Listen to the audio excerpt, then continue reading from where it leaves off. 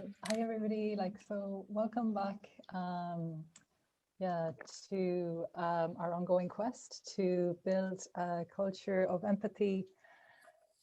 I hope you had a good week.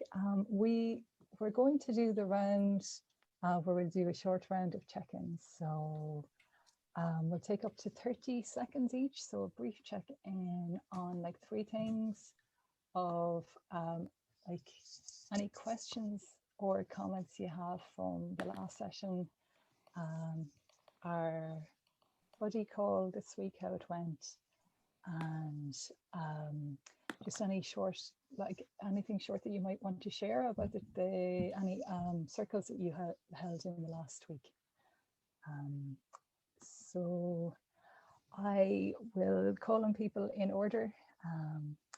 And the first one on my screen is Evelyn. So if you'd like to share first. Okay, hi everybody. I'm very tired today. I had an opportunity to do an empathy call with Kian. We just barely made it last night. The one reason why I'm tired, it kind of got relatively late, but it worked out. Glad that it did.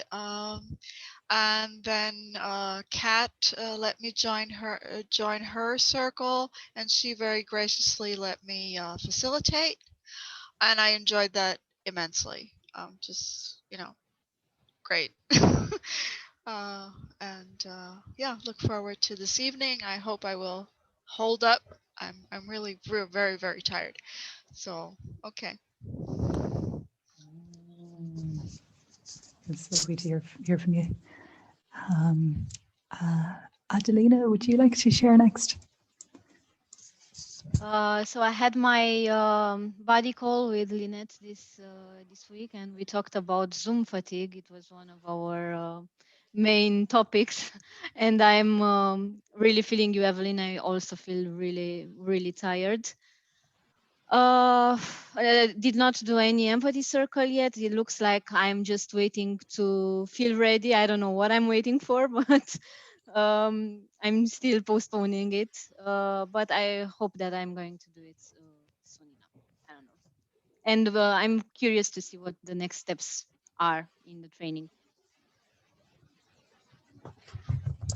Yeah. Well done, because it sounds like you're still really interested in keeping going with that journey. So yeah, nice. Cool to work it and move at your own pace. Keen, how's your week been? You did? Yeah, as Evelyn said, we had a buddy call, which I enjoyed. And the circle that I was in, it was also really meaningful. I haven't done a lot with people, closer to my age actually, but this one I did, as well as some adults, and it was really, really meaningful and powerful. So, yeah, I had a good week. Cool. Sounds really good. Leslie, would you like to check in? I hope this week was gentler than last one. Thank you. Yeah, no, it just, this is just a fabulous place to sort of come back home to. There's something really about the connections and what we're all doing together that feels really grounding. So this week, as Kian mentioned, we had an empathy circle with 2 other adults and 2 other young people.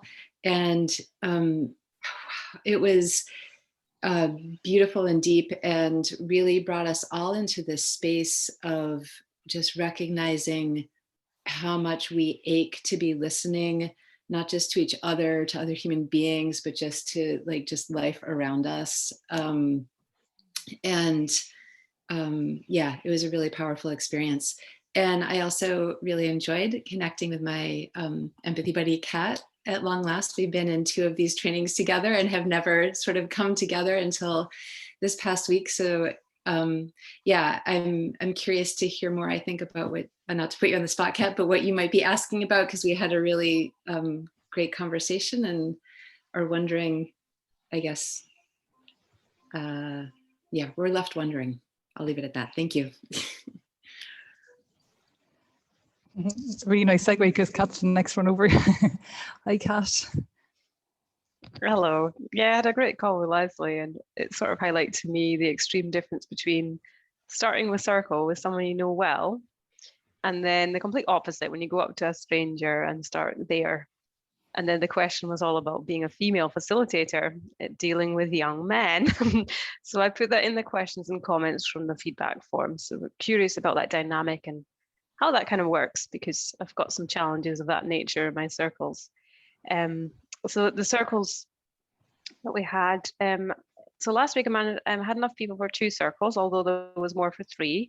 So we're kind of building up to a regular 2, it looks like. Evelyn was present there, and that was really great to have her as well. So this week it looks similar again, like we'll have 2 circles, 2 facilitators. So if anyone still wants to come along and practice there and get confidence and work with me and Evelyn as well, then I'm more than happy to have you join us and kind of grow it to 3, but just let me know if you feel interested. Yeah, so yeah, I'll stop there for now. Yeah, I've been actually quite interested in that. I didn't get to go last week, but I might try and come along because it sounds like you're doing, like, it sounds really cool. Yeah, it sounds like you're doing amazing work altogether. Cool. Just if people come spaced out, because everyone comes at once, then it's like it's good for people to come every so often. Just cool.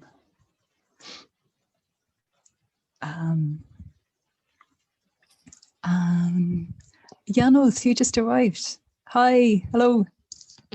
Janos. Hello, nice to meet you.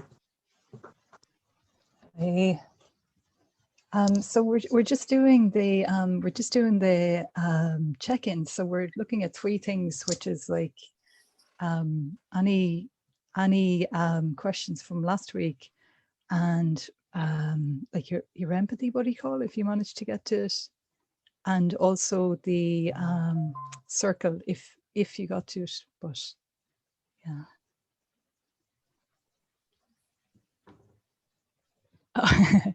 Janos, are you still with us? Sorry, yes.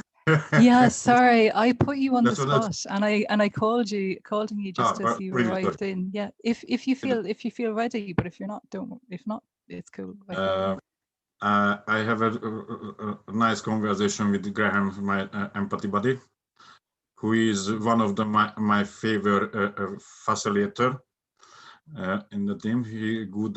I think he made a good job, really, and I think so. I was in our conversation quite selfish because, or maybe Graham find my key and open. I am usually not so talkative, but in our conversation, I think the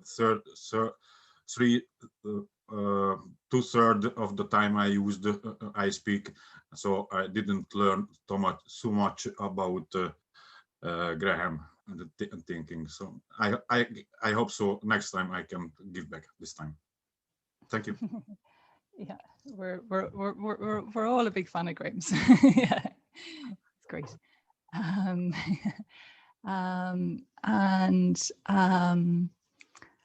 I think so. So I think we're on to the trainees next. Celine, would you like to share? Sure. Thank you, Michelle. So I had a wonderful empathy buddy call with Aaron that I enjoyed very much. And I did not facilitate an empathy circle. And but I had a conversation with a good friend who's having a big problem in her love relationship. And I said, do you think it would help if he really understood how you feel? And she stopped and thought, yes. Oh, okay. Little hope there. I'm complete. I'm happy to be here and see you all. Thank you. Thank you.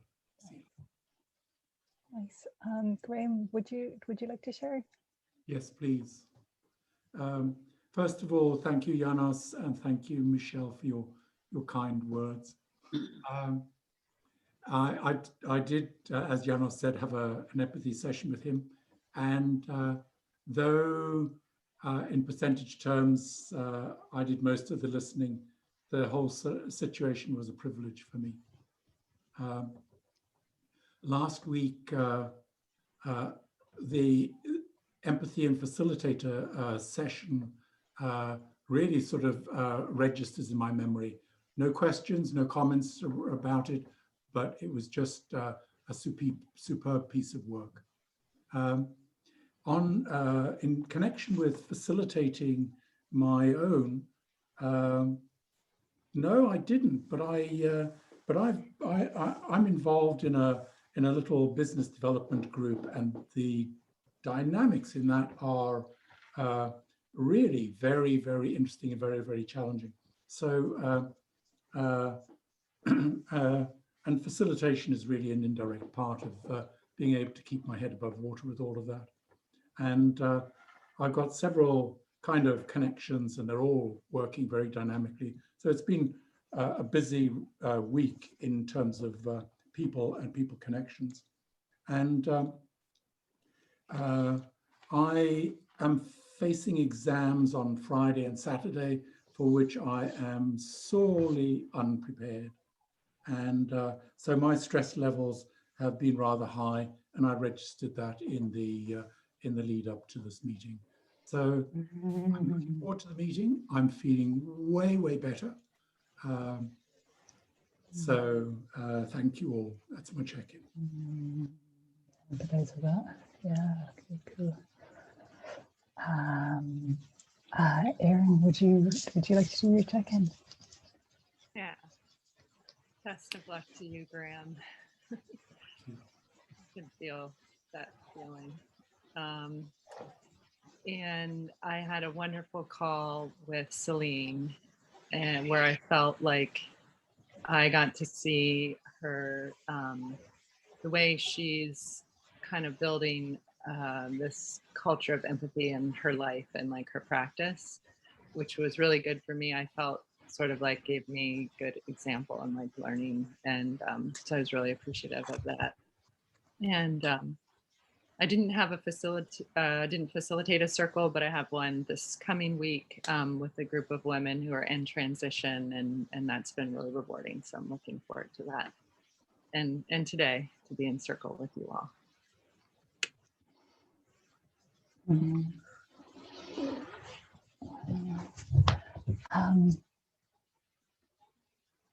Celine, we've done your check. Yeah. Already, thank you. Yeah. So I'll do a trainee check-in now.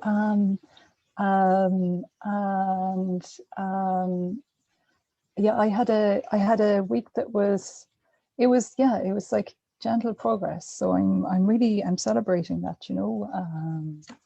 It's been a challenging few months. So, and it just seems to be kind of things are moving in the right direction now. So I'm really grateful for that, you know. And I had my buddy call with Tim, which was lovely. Yeah, it was really, really good to, and done 2 empathy circles. One in, yeah, and both of them just keep bringing me back to how important this practice is. So yeah, that was my week. Yeah, thankfully it was one of the more peaceful ones. Yeah. So Phil, would you like to check in? Sure. I'm enjoying the warmer spring weather. I'm enjoying the flowers, and I'm getting out in nature. And so I've gone into somewhat of a meditative, spot around that. And also thinking in a couple of weeks, I'll be doing a cafe on getting Empathy Circle in schools, and thinking about that. So that's me. Thanks. Sweet. Can I just check in? Janos, you've raised hand. Did you want to? Yes, please. Michelle, you know what I did last week in our circle. So I would like to again step back from the facilitator exercise. So if when you make the groups, please thinking on the same situation I will make. Thank you. Yeah, sweet. Yeah, cool. So you'd like to take part as normal, but as a participant rather than as a facilitator. Yes, you are right. Thank you. Really glad to support it. Yeah, cool. Yeah. Lou, would you like to check in? Yeah, thanks. I'm happy to be here this morning and love seeing all of your faces. Grateful for you being here. And the other thing that comes to mind when I reflect on kind of my week and empathy circle practice is a couple of instances actually with a couple different people where my intention was to listen to them and to be empathic, and yet I slipped into giving advice and problem solving. And so I'm aware of how strong that impulse is to do that. And so even myself, who, I have a lot of experience at this, I think of myself as being very conscious of what I'm doing and my choices. It's easy for me. I'm listening to a person and I think they've been heard. I've given them some empathy, and then they're continuing to express their pain. And so it's so hard to resist the temptation to try to help them solve their problem, or give them some advice. And so I wanted to share that because I was aware of how strong that pull is to do that. That's really powerful. especially coming from yeah. Cool.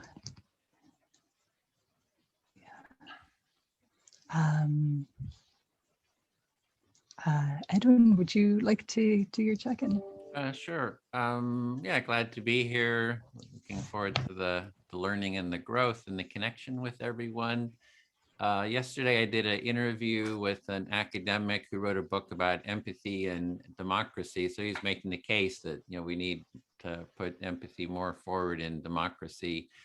So I really enjoyed that discussion. And you, Michelle, and Celine and I met also on developing the empathy challenges catalog, facilitation catalog, and it was a lot of fun, and looking forward to really developing that and invite anyone else that would like to kind of work on that project to join too. Yeah, that's it. Thanks. Yeah, that was a really good start to that project, and it's like, yeah, if there's more people that want to join us, it'd be really cool. Yep. So I think that's the end of this section. So I think Timothy back to the didn't go, trainers. or Tim. It's my buddy this week as well. Oh my goodness. I'm in trouble. Oh, you're in trouble. Oh no, we need to actually have a little session right here in front of everybody. Just kidding. Michelle, thank practice you. Conflict skills. Yeah, right. No, I just want to, first of all, just thank you, Michelle, in front of everybody for the effect of our empathy call. I still feel it, just a deep calming in the presence that you were able to be with me in my own state, and just that exchange, just so calming. Just thank you. Just want to say that. I also want to say I have a standing empathy call on Zoom on Thursday nights for me and my neighbors, and nobody showed up last Thursday night. Nobody. I just sat there and sat there. And so, that just actually woke me up to something like, I can't just be lazy and say, here's the empathy call, show up. It's reminding me, okay, get out, walk around the neighborhood, make relations, listen to people, like get out. So I'm reminded of that, be connecting with people in other settings. And then the last thing I want to say is, as I quiet right now and feel into my own self and my body, and I just kind of look inward, I'm really grateful to be moving or feeling a lot of care for each of you, particularly the trainees in this group. Each of you, I've gotten to know you, and I kind of carry you in your well-being inside of me. I really want your, fulfillment, your success, and, your growth. I just feel that, and it feels good to feel that. It's kind of like a happy encouragement and care. So that feels nice. So that's me right now. That's it. Thank you. think we can move into the Thank feedback you. too. Is that? Yeah, and so I was asked to steward this part of the conversation, and right now we have only about 5 minutes. And what I'd like to do is bring our attention, since Kat, you named it, and Leslie, you had a good talk about it, bring our attention to this one challenge. Oh, Kat, tell me if I get this right. You're a female facilitator in an empathy circle online, and there's a male, maybe a younger male, we don't know, who persistently expresses attraction of some sort, right? It could be sexual attraction, it could be friendly attraction, whatever, but expresses it not only with you directly, but in front of other people, and with that, and repeatedly expresses it, and in that state, in your kind of experience, you it's kind of like it's a stuck feeling, right? How do I respond? What do I do? How do I be professional or considerate, but also how do I stand up for my own boundaries? And my response is inside is kind of like, no, thank you, like stop. But like, so there's like a stuckness there. And then, so of course, this is in the dynamics of male and female and so societal power differences, but also in the roles, right? Of the empathy circle. And so this is a challenge. I want to name this and to let you, I'm giving some empathy here. It's anxiety producing and frustrating. And did I catch that a little bit before we kind of offer a little bit of support for you? Did I catch that? Yeah, basically. I mean, it's a bit dressed up what the gentleman's expressing, because he puts it kind of with things that are relevant to make it look like it fits the context, but generally it's persistent. So it's a bit like, you've been persistent, so that's why it keeps having that part that he keeps doing. Got it. Yeah, so this isn't an overt kind of big, sexual attraction thing, but it's more like it fits the context, but it's persistent and it's not exactly just a bit off center. Yeah. Okay, good. So I just wanted to name and acknowledge that as a challenge. We just have like 2 minutes. The first, we were talking about that as a team, and this could be like a wonderful empathy circle just on this topic, right? Because there's a lot to it. But number one is you as a facilitator, you have a no to these particular comments and what might come from them. And so as a facilitator, we want to have that support and that assertiveness to express that no. And then if the person stops, great.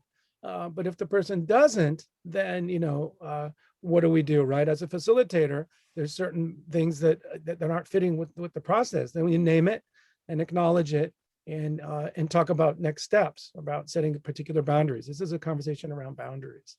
So that's an initial thought, right? But I'm just wondering if other trainers have other thoughts or reflections on this, just little tips or ideas, right? Maybe there's prevention and then there's managing a moment like this. So any other thoughts? I have a question, Kat. Was he expressing these things during his speaking turns? A little bit. It was also before and after, and it's been over the course of 2 months. So it's like there's new people there, so he starts to advocate for something he wants, like meeting face to face. Like he advocates it, and it makes sense in the context. But to me, he's asked me repeatedly, and he's new people, so he's trying to get me to meet him face to face. And he tries to go for a mock with me one-to-one, face-to-face, trying to have a message privately about that. And so, yeah. Have you asked him to stop? It's hard to try and say to him.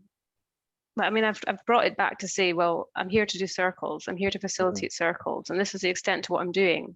So I've tried to draw it in that way, try and bring it back to the point, and just kind of reiterate that this is what I'm here to do. But it doesn't seem to hold by saying it that way. But if I say no, he'll be like, I don't even fancy you anyway. Like if you just I'm sorry, what? He would say what if you said no? If you say to someone, if I accuse him of doing something he's not being overt about, he'll say, I wasn't meaning that. So well, might stop it though. I don't know. Yeah, so the idea of accusing him of something, that's not a good idea.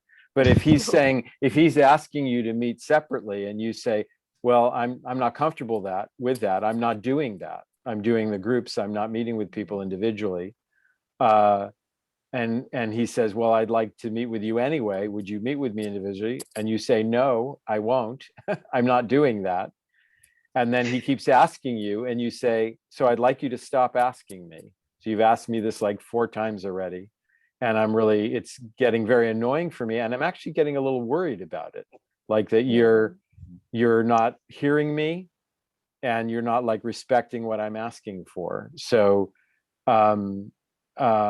what's going on there? Like, are you willing to hear what I'm saying? And see what he says about that. I need to add a twist to this whole thing, right? Okay, before we continue, Kat, I also want to just honor the time and the space in this space in this moment for how far we can go. And I think I want to pause for now, but it's so precious. What you brought up. I'm like, I know. I just want to add one point to make. Yeah. I bumped into him in the street. Oh, this is great. Oh my gosh, here we go. Of course, right? Of course. Oh, Kat. So Kat, I want to invite you to, this Friday, we're having the facilitator support group again. I want to invite you to come that we can role play it. Oh, wow. Oh God. Okay. Awesome. Good practice, Kat. And you don't have to do the role play. 2 other people can do the role play. You can observe it if that's would be more comfortable for you. Wow. Yeah, probably would. Thank you, everyone. All right.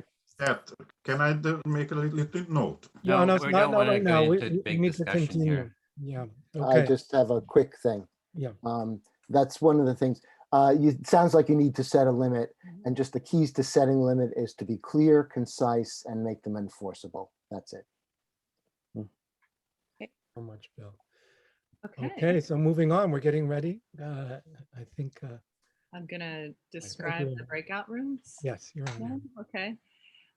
So this will be an empathy circle, and this circle will be for integrating your experiences and learnings in the training, and also a chance to harvest feedback about the training. And we're also wanting to hear what you would like to do next with the empathy circle practice and training. So we'll have these topics posted in the chat, but again, it's what are your most valuable learnings from this training? What are your next steps with applying empathy circles? And as always, whatever is alive for you. So we're suggesting that we could have 5-minute turns for this. And so that actually leaves us to have 1 hour and 15 minutes for the breakout rooms. So that takes us to 15 minutes to the top of the hour. And then we'll have 45 minutes for debrief. And as always, we'll get a 10-minute warning there before the end. So any questions before we go and join our rooms? Okay, enjoy. Okay, we're about to go, but people are coming and going from the, I lost my rooms here. So room number 1 is with Michelle and Lou. And I guess Michelle facilitates. There's not much facilitation to do here. So then room 2 is Bill and Graham. And then the third one, let me just see, is going to be with Timothy and Celine. And I'll be in that room. I got one person have to move.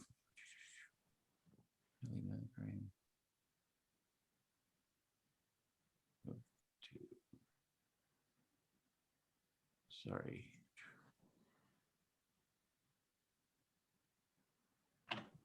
Okay, because we lost Leslie. Leslie had another meeting to go to, so she just had to drop off. So I think we're set now. Okay, here we go. Open all rooms. So I'll give a 10-minute warning too before we, I'll be in this room. We'll stay here.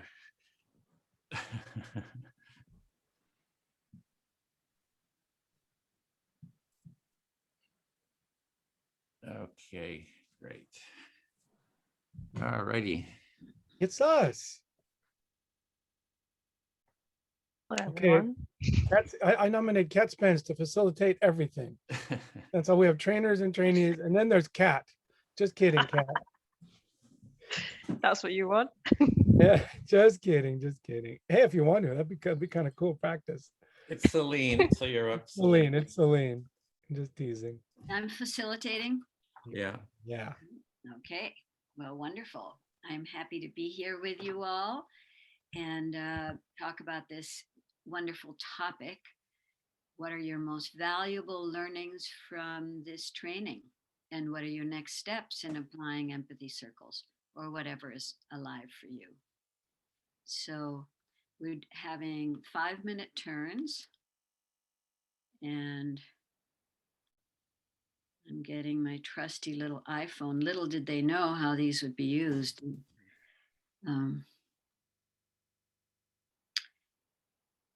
Who would like to be the first speaker? I'll go.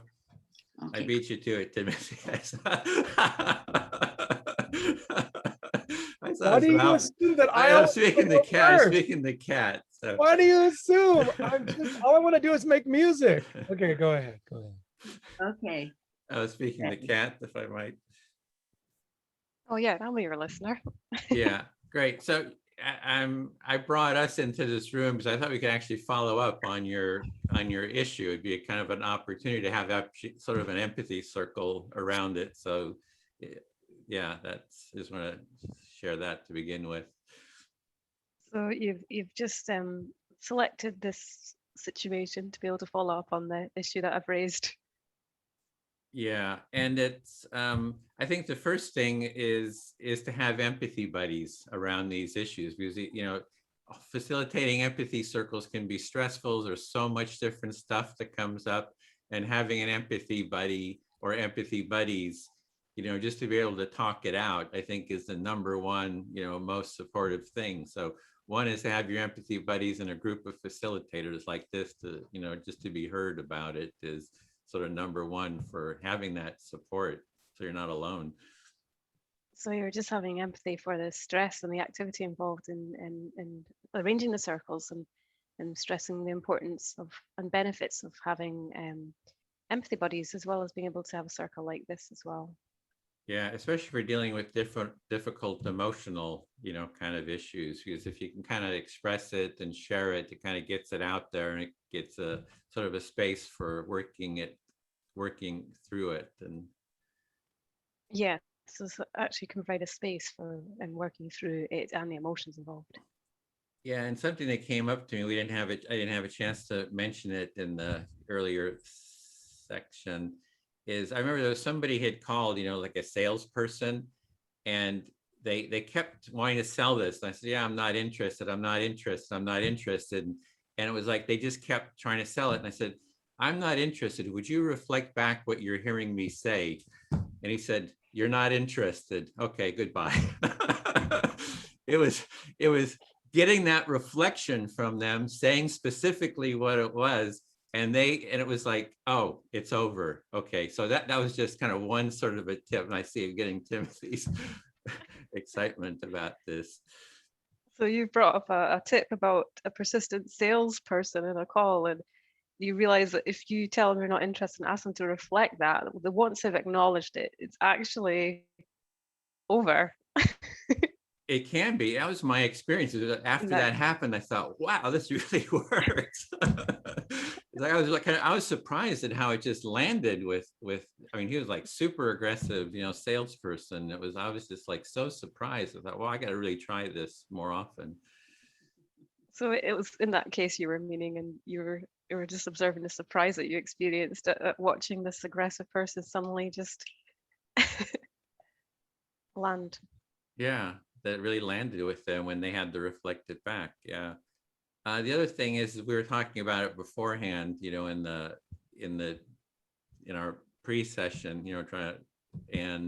one thing Lou had mentioned is not to demonize anyone, because sometimes, somebody who's persistent can be demonized. You want to be careful, it's like empathize with them. I hear this is what you want. Do you feel heard? And then I don't want this. Can you let me hear what you heard me say? So, but and it's human nature, but without sort of demonization. So I thought that was a really great tip too. So you're just expressing another tip about when you've got certain characters like this, not to demonize that person. And so you are having empathy and still hearing what they're saying and being able to still reflect that back to them. And again, get support, lots of support from your empathy buddies. And you're still highlighting the support. Yeah. Lots of support from everyone. Yeah, I feel fully heard. Thanks, Edward. I'll speak to Timothy. Okay, listening. So I like the tip about getting the salesperson to reflect back that. I think that's a really useful one. And as for the demonizing part, I've sort of been working on that thought process as well. I'll pause there, Timothy. Yeah, you love the tip of asking the salesperson or whoever's coming towards you with a persistent request, please reflect. And you like that. That's hopeful for you. You see that. And let's see, I forget the second part already. I'll clarify. So for the demonizing part, I've sort of been working through that thought process because with the person in question, there's already been enough interaction to empathize deeply with their situation. So as a result, there is a bit of a relationship building around that. And that's probably related to why this feeling is building in the person. Got it. So there is a relationship and some deeper understanding and empathy to understand this person's situation. And with that connection, maybe that's part of why that's arising in this person too. And you're kind of extending your understanding towards them. Did I get that? Yeah, so I suppose it just feels like a contradiction because partly you're sort of like, I really want to be open with people. I want to have my heart open. I want to be vulnerable. I want them to be comfortable. I'm comfortable being vulnerable, and I'm trying to create that environment for them. And then they do that too. Okay. So you highly value yourself, modeling and being vulnerable and emotionally open, both in expression and in receiving somebody else's experience. And you want to create a setting for that. So this is maybe why this is a little complicated. It's not just an easy, no, get out of here, All right. Yeah, absolutely. So we've had a couple of months of doing that environment. And I suppose the kind of just a bit of a contradiction or something, because on one hand you're doing that, but on the other hand, you want to have a boundary as well. So like you choose what you put in the circle. They don't ask you to put it in when they ask of it. I didn't get that last piece. Can you clarify that? Yeah, sure. So it just feels like a contradiction of you can be vulnerable, but you're choosing what you put into the space. But when someone asks you personal questions, they're trying to get you to put it in, elicit you from you, rather than you choosing to, if that makes sense. Yeah. For you, vulnerability is valuable, but at the same time, you want vulnerability with choice, with your self-determination. You choose what to put in. So if somebody's eliciting and asking questions, that can feel more obligatory or feel a little bit of pressure to share something that you may not choose to share if it was just up to you. Something like that, like there's a balance. Exactly. That's a good reflection. And I think the bottom line is that when I look at this person, I just see this kind of little boy, and I can just see that depth of him, and you don't want to leave him there hurting, but you're like, just like, I can't be your mom. Yeah. Wow. So you feel or perceive the depths of this human being, this little boy with some profound needs. And your heart opens to that. At the same time, you're just like, you make kind of a face. You're like, nope, kind of gritting your teeth. Nope, I can't be your mom. In other words, I can't play that role to care for that child or that vulnerability. Like it's not mine to do. Is that right? Yeah, absolutely. Because being a single female, I meet a lot of single males, and I sort of attract ones that I see that depth in them, and I just want to be there. But from experience, I prefer to be with someone who's self-aware and managing themselves. Wonderful. Yeah. You just prefer to be with, if you were with a partner, a male partner, you want to be with somebody who has that self-awareness and that ability to self-soothe or self-manage, right? Without that level of need where you are completing something that's totally missing or something like that. Is that right? Yeah, absolutely. So I suppose it's some level of codependence patterns that I've been working myself out of, and I feel maybe haven't started or something, but I don't want to analyze it that far because it's their experience, and I'm just trying to put my own boundary on respecting theirs. Yeah. So you don't want to really analyze all this stuff or their experience, but you just would really love some ease with your own boundaries. You'd love that. Is that right? Yeah, absolutely. So when you're in empathy circle and they're telling you something, and then you're just trying to hold the space without going into their situation too much, I suppose. Mhm. Got it. So for you, it's a challenge in the empathy circle as a facilitator. You want to hold space, but you don't want to go in where you're actually holding them, right? Like you're being that, you're doing more than just being another member of the circle. You don't want to cross that boundary for yourself. You want to have that Yeah. protected. Is that right? Yeah, absolutely. Thanks very much, Timothy. I feel fully heard. Okay, cool. Thank you. Let's see here. Yeah, Erin, would you mind listening? Yes, I'm listening. Cool. Wow. I'm a lot going on in me like this moment. Let me check.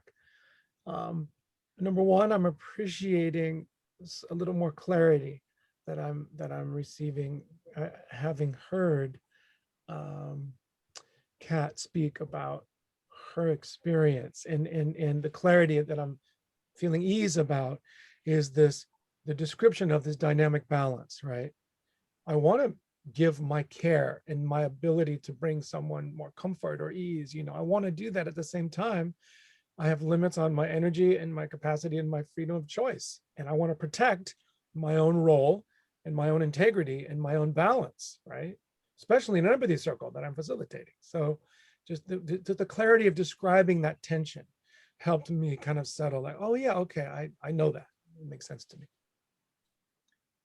So I'm hearing that you're appreciating, and it's been very helpful how Kat broke down some details about the dynamic, specifically about the tension between wanting to offer care and attention on one hand, but wanting to maintain boundaries and or safety and limits on the other. Cool. I really like the word safety. Thank you for bringing that in. Yeah, there's a sense of a emotional safety or limits where I feel comfortable with other people, right? Like I relate to that. Where there are clear roles where we can relax and then we can do our inner work to express and get to know ourselves and each other. But there's those clear roles. So I really value that.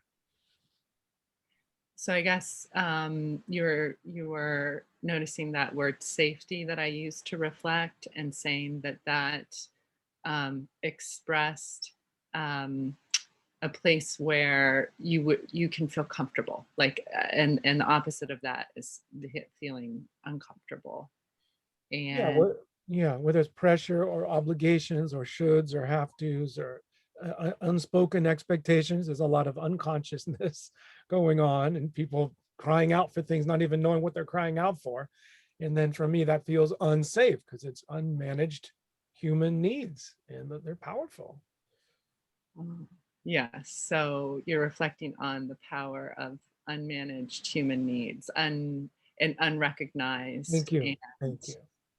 And those being sort of maybe projected onto the facilitator, in that experience of being inside there. And you also are kind of talking about the roles before, hoping that those roles would sort of somehow insulate you from that. But then saying, in this case, you're seeing how that's stretched a little bit. Yeah.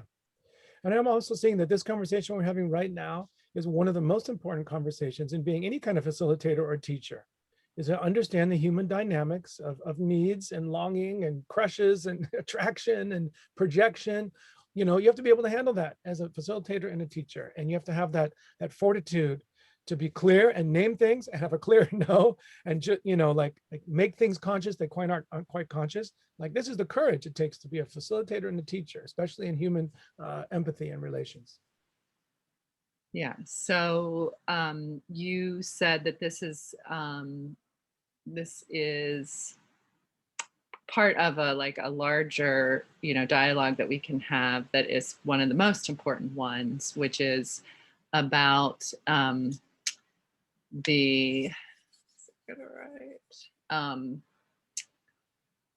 just totally drawing a blank there, and because I wanted to synthesize so much. Give me that one nugget. Oh no, I love it if you just kind of let it reflect for you, like what the sense you got. I really love to hear your words. The sense I got was kind of in the place of how do we manage others' needs and our role and and our comfort. And I guess in that is, you know, there can be so many different needs that might be projected into the circle, you know, is I guess what you were kind of suggesting. And that this is like, there's some skill building that we can do when we recognize that this will continue to be challenges in different ways. And yeah, so there's opportunity there. Yeah, thank you. You got it. I really appreciate that. I feel heard. I feel like that might be time too. I'm getting a sense. Yeah, it's time now. Yeah. So cool. Thank you so much for listening. Absolutely. Okay, Celine, will you listen? Yes, I will. It was easy. I knew who hasn't gone yet, and I'm so excited to talk to you, and I have no idea what I'm going to say. But first, some gratitude for Kat for bringing this up, because I think it shows. I mean, there's a level there of courage and insight that I appreciate, because you didn't just internalize, you know, the experience, but were able to, you know, it sounds like first with Leslie, but then now being able to bring it to the bigger group and how much we can learn. I mean, I'm learning so much right now. So thank you very much.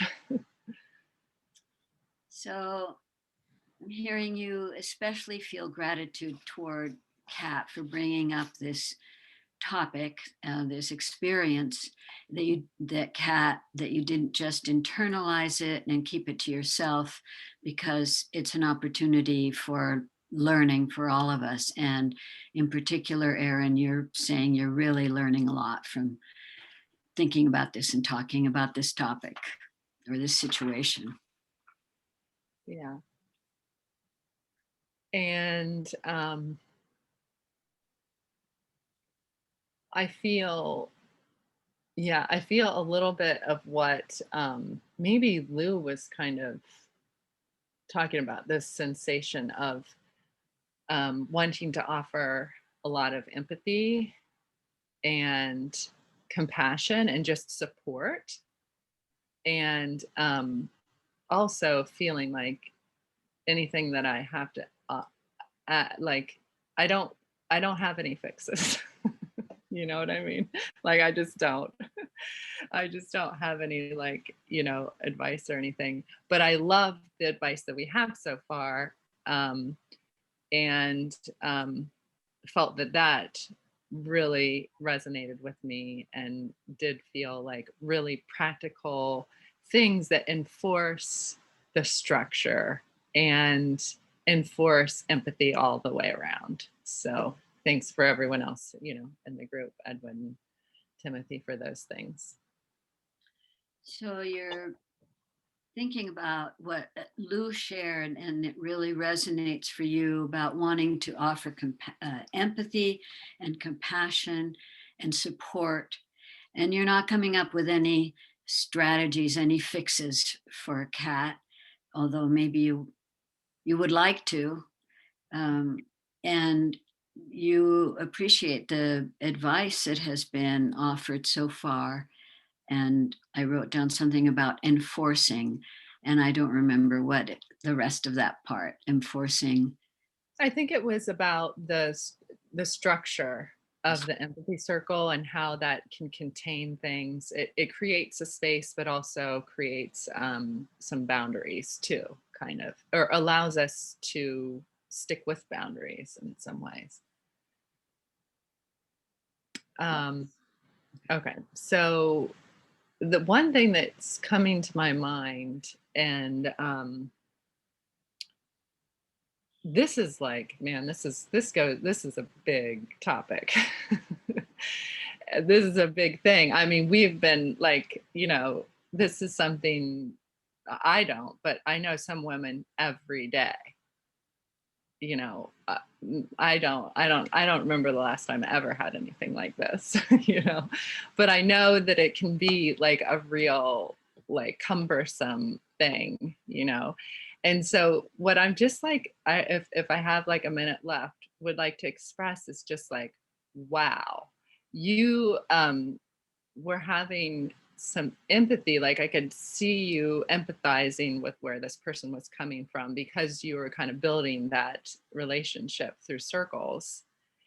And you did say, you know, it wasn't going to be a situation of like, get out of here, you know, because you had this amount of empathy like built. And it kind of made me wonder, like, how much healing like is available to us and these issues with something that's happening like that. I don't know, like, I don't know what it means, but it's just like, huh, it's a real different way of handling it, you know? So just makes me curious.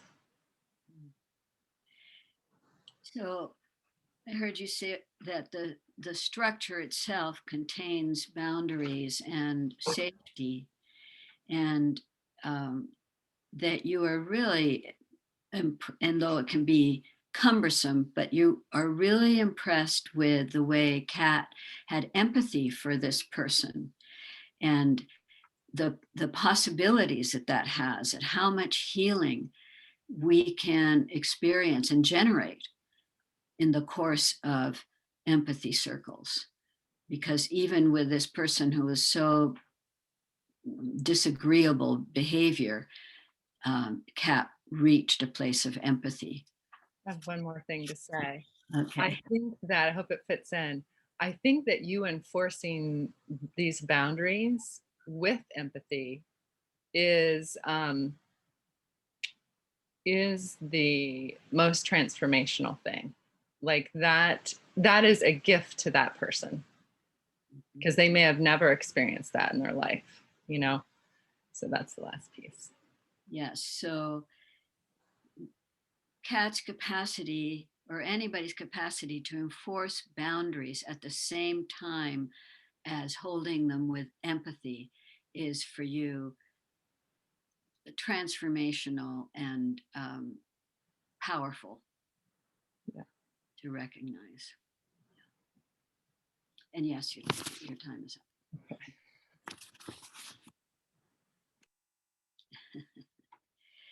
So, Edwin, would you listen to me? Listening. Okay. I feel pretty full. I'm glad I get more than one turn, I hope.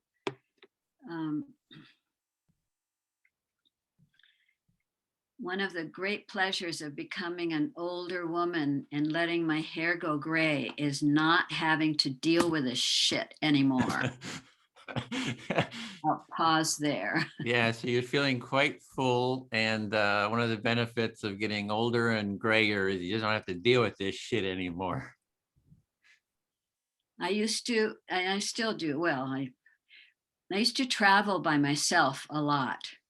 And I remember being in a big city that, you know, I'm not going to mention names, but feeling so oppressed by the fact that every time I went out the door of this funky little hotel, I would be followed and things said to me. And I ended up staying inside from about 5 o'clock on every evening, hungry. I didn't even have enough food for a sense of safety. I was pretty young, but still. So you're just remembering being you had to travel a lot. You were in one city, and when you would go out, you'd just be accosted just constantly, and to the point where you just didn't want to go out, and you're having to stay in your room and even be hungry there because you couldn't go out and buy things. Yes. In some countries, it was like by 6 o'clock, the place is not safe because most of the men are drunk. And I've been in Muslim countries. That's not an issue. And I'm always grateful for that. Mm-hmm. So in some countries, it's the men are drunk and you just have to be, you know, it's sounds like very dangerous, and you're grateful for Muslim countries where there's no alcohol and you don't have to deal with that, men being drunk. Yeah. Thank you. And on the other hand, I have a concern about getting into this males versus females place. I think it's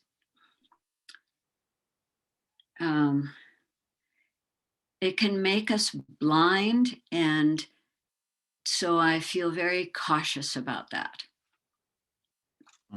So you're feeling cautious about this male female kind of roles that can sort of happen, sort of a, yeah, not quite sure. Well, it's the traditional view that the male is dangerous and aggressive, and the female is vulnerable and not aggressive, sweet or something. Yeah, so you're concerned about these stereotypes that can happen. The man is aggressive and the woman is, you know, just sweet, and you get into a sort of superficial view of things. And I love the structure of the empathy circles because I trust that this is holds safety. Yeah, and you're really trusting the empathy circle process because it creates and holds a sense of safety, and everybody gets heard and can have their voice be heard, I think, maybe. Yes, and I want to, in our, you know, we're working on challenges for the training, and I think this is a great example, and a great example of turning to what we already have, which is the structure and the clearly defined roles of everybody in the circle. Yeah, we've been talking about challenges, and here's a really good example of one, and how to kind of work with it and turn to the empathy circle as a way of addressing that challenge. Yeah. So I'm complete for now, and my time is almost up. Thank you. I guess I'll speak to Timothy.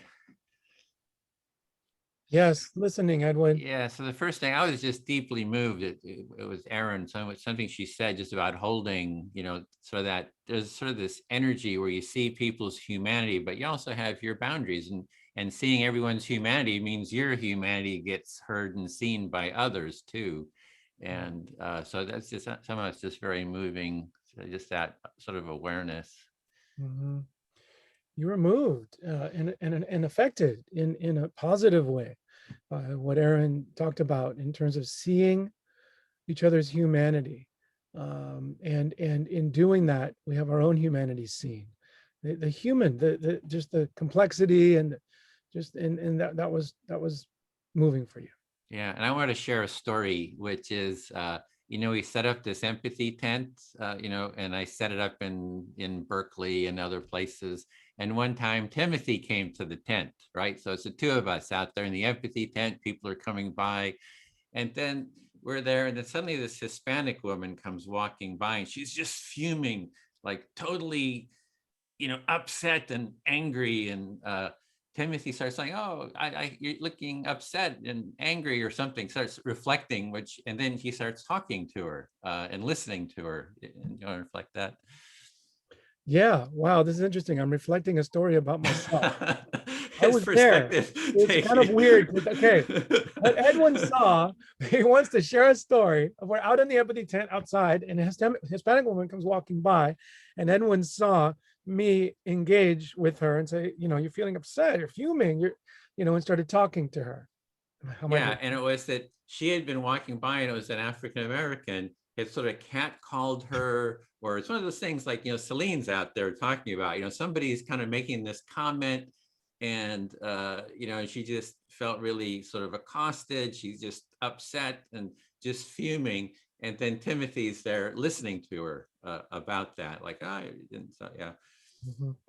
Got it. So this African-American man, I think, had an interaction with this woman, and she was fuming and having a sense of being accosted and just really upset. And you're having this image of me talking with her in the empathy tent. Mm-hmm. And then he saw it, that she was talking with him, and he came over. So I went up to him and I started listening to him. Said, "Oh, you're really interested in what's going on here." And so I started empathizing with him. Got it. Yeah. So you're empathizing with him. He saw it. He comes over. He's interested. Go on. So we're empathizing with both of the parties. And then we bring him over to Timothy, and Timothy starts holding a little empathy circle between the two of them. It was just so beautiful. It was just amazing story. Awesome. So you're just like, this was so beautiful because you brought him over, and all of a sudden we're doing a live empathy circle about an interaction just like this, that what Celine was just talking about. And for you, it was really beautiful. And because I guess it was like an embodiment of meeting a situation like right away with empathy, and yeah, it seemed to help. Spontaneously. Yeah, in the live. So they start talking to her, and what it is, I guess he had sort of, said something about her beauty or something, and she was I can't quite remember. But then they started talking, and Timothy kept them on track, listening to each other. And then they started kind of understanding each other. And then she started giving him advice on how to speak to women in a constructive way. She said, just say something about the earrings. Oh, those are beautiful earrings, or something like that. So she started giving him advice. And at the end, they were kind of like, they kind of sort of reconciled. And that was the mutual growth and healing that I think can happen with the empathy, especially if you got a skilled facilitator like Timothy kind of like holding the space. Yeah. You love the mutual growth and healing. You were excited to see that because it's possible, and you saw it happen, and you're celebrating that. Like, and you're like ebullient. You're just happy. You're full of like appreciation, or something that you stand for so much was able to happen right in front of you. It's like the rawness of the energy, it's just like getting down to that rawness of the energy, and it kind of being worked with in a constructive way that is kind of exciting.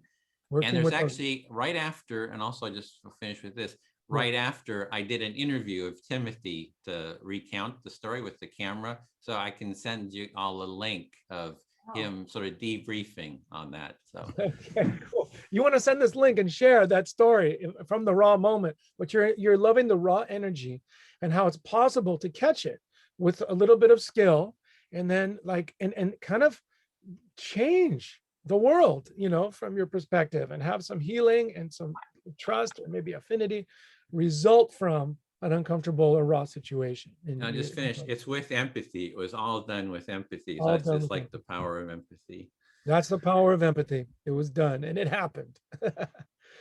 Feel fully heard. Thanks. Okay, cool. Thanks, Edwin.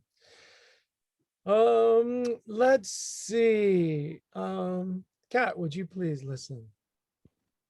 Yeah, sure. Okay, thanks. Wow, I'm having a lot of joy recounting or remembering that story and that experience. And for me, the joy comes from the memory of being filled with purpose. I had purpose and almost like a sense of trust and joy in myself, being in the empathy tent. So when I had that purpose and that trust, that allowed me to approach this woman who's really furious around a really sensitive topic. So I'm celebrating that I had that clarity and that purpose and that sense of joy, that I could reach out like that to someone. Remembering that. So you're just experiencing joy, and from what Edwin's brought up, but now you're starting to express yourself in that moment of also feeling the purpose that you had, and then also the trust in yourself to go up to that woman and to interact with her with that clarity. Yes. And I'll say, when the man who made the comment came over and was interested, it touched me so much, because he was sensitive. Like, I didn't know, I had all kinds of judgments about him. You know, where is he from? What's he doing? Is he hanging out? Is he we're in a public park, you know, in Berkeley? And is he homeless, or what am I judging that? I've, you know, all kinds of judgments that come up always of other people. But then aside, underneath all those, he came up and he initiated getting a sense of what was going on. And for me, that showed human care. I was inspired by his care to courageously come over and see like what was happening. And, you know, like, I just care. I saw care through all my other judgments, right, that we all have. Go ahead.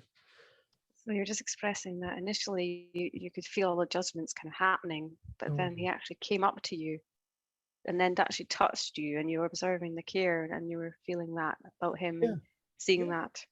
Yeah, I really loved that care in him. And so then he was willing to sit down and listen to her about the impact of his expression.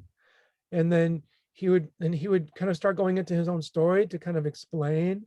I remember, like, here's where I come from, and here's where I grew up, and here's what we do. We're just showing respect. And I remember saying, hold on 1 second, before we hear from you, we'd love to hear from your story, but we want to hear how this affected her. Can you say it back? So I remember gently prompting him, and then him doing that, like able to say, oh, you felt slighted or disrespected, you know, like it was like a beautiful dance. And holding that empathy circle space, it actually worked, and I was just really touched.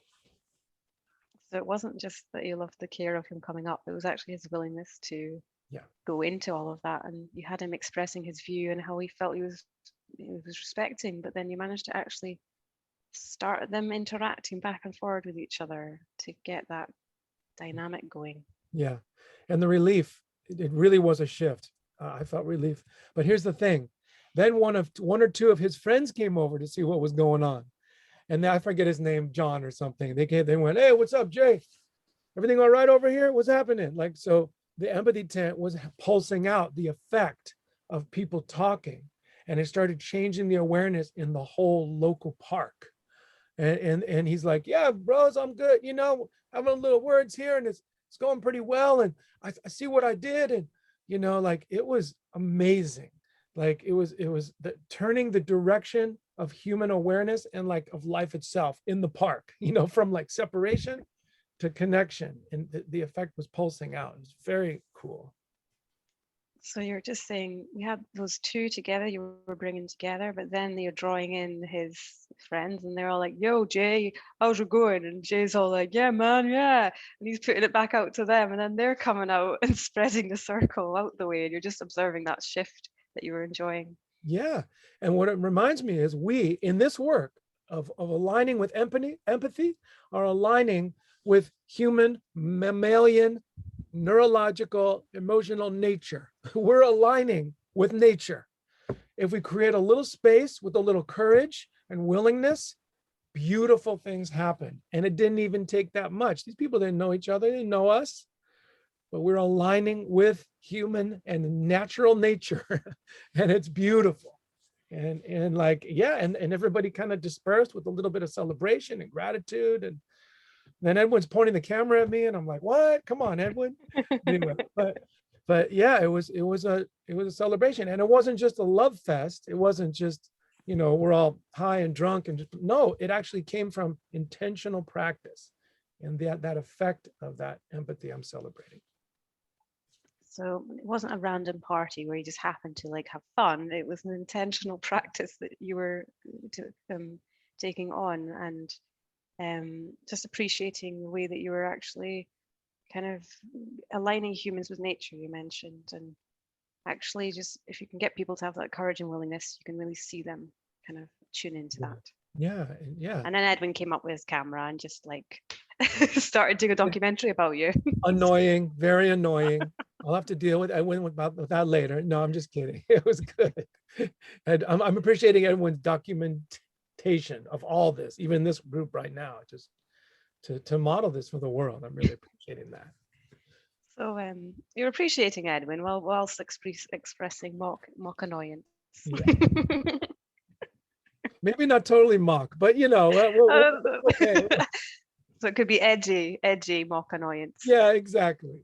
I feel fully heard. Thank you so much, Kat. Thanks, Timothy. Could I speak to Edwin next? Yeah, listening. Well, I just want to express my appreciation for everyone taking this on, and also actually saying that they're being supportive. It's like you can actually feel that you mean it. It's not just a word. It's like an action and the meaning I can actually feel. Yes, you're really appreciating that we take it on, and you can also sense what we're talking about. You can sense the realness of what we're talking about. Yeah, absolutely. That's not something that happens very often.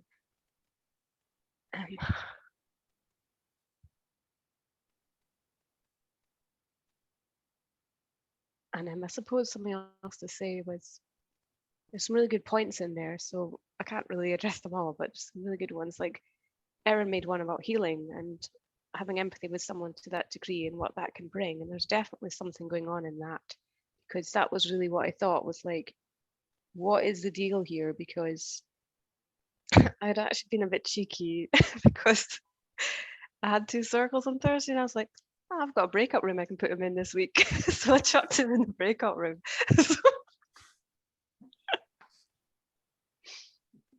So you were being a little cheeky by putting him into a breakout room, sort of struck the way you were structuring it. It was... Yeah, and Brandon and Shyla were actually leading that breakout room. And so the guy actually had a really good circle experience, like as it really is with other facilitators. And so he's really had the pure experience because they went very deep and you could really feel that they really went for it. And I thought, I wonder how he really felt about that experience. So you put him in with Brandon and someone else who are really good facilitators, and they had a deep sort of a connection. You're wondering like, hey, did that deep connection maybe sort of resonate with him? Did it sort of impact him somehow in a constructive way or positive way? Yeah, and then later on I was speaking to someone I know and they were like, you need to get a ring on your finger, and so you can just be like this. So then so then I was talking to them about this next day about getting a ring on my finger, and then literally I hadn't even thought of going to the shop, and I'm going for a walk the next day in this beautiful place by my house, and I bump into this person and I haven't even had a chance to think. I've never met them in person before and I've been avoiding them, and then I physically meet them and I didn't meet anyone else apart from this group. Yeah, so it sounds like you got some advice, put a ring on, like that you're married, and that might, dissuade the attention. And then you're going out and you run into him. Like, what are the chances of that? Like, yeah, so I was like, okay, there's a reason for this. There's a reason why this is happening. So because I look at things very deeply, I started thinking about it because in the flat, I just moved house, and in the flat before me, there was a situation I've been avoiding with my family. And the neighbor 2 rooms above me had been interacting with the exact situation I'd been avoiding, which he then brought right up to me without knowing that I was avoiding it. You showed me a picture of this thing I'd been avoiding. yeah, there was something that you were avoiding, which you weren't even sure about. They weren't even aware that you were avoiding, I think. And then someone brought a picture of the avoidance. I wasn't quite clear. Yeah, I'll clarify. Basically, I'm just not speaking to certain family members. And this person had been to a party with my family, and he had a picture of my nephew I'd never seen. I didn't want to deal with it, and he showed me this picture of my nephew I'd never met, and I was like, why is this person bringing this thing I'm avoiding right up to my face? It's weird. Oh, there's something. It's like things happen for a purpose, sort of, and it's like these things are coming up for you to sort of address them. Like you've been avoiding some family issues and they keep coming up because they need to sort of be addressed. And this other situation is another, you're thinking another situation like that. These are things that need to be addressed that are sort of arising. Yeah, so all I really have to do is address them, but not with the people directly, and then I'll be fine. And really the common factor with the 2 individuals was that they're both single men who both trigger my family issues, and I don't want to be vulnerable at that level with them about those matters because they don't know me that well.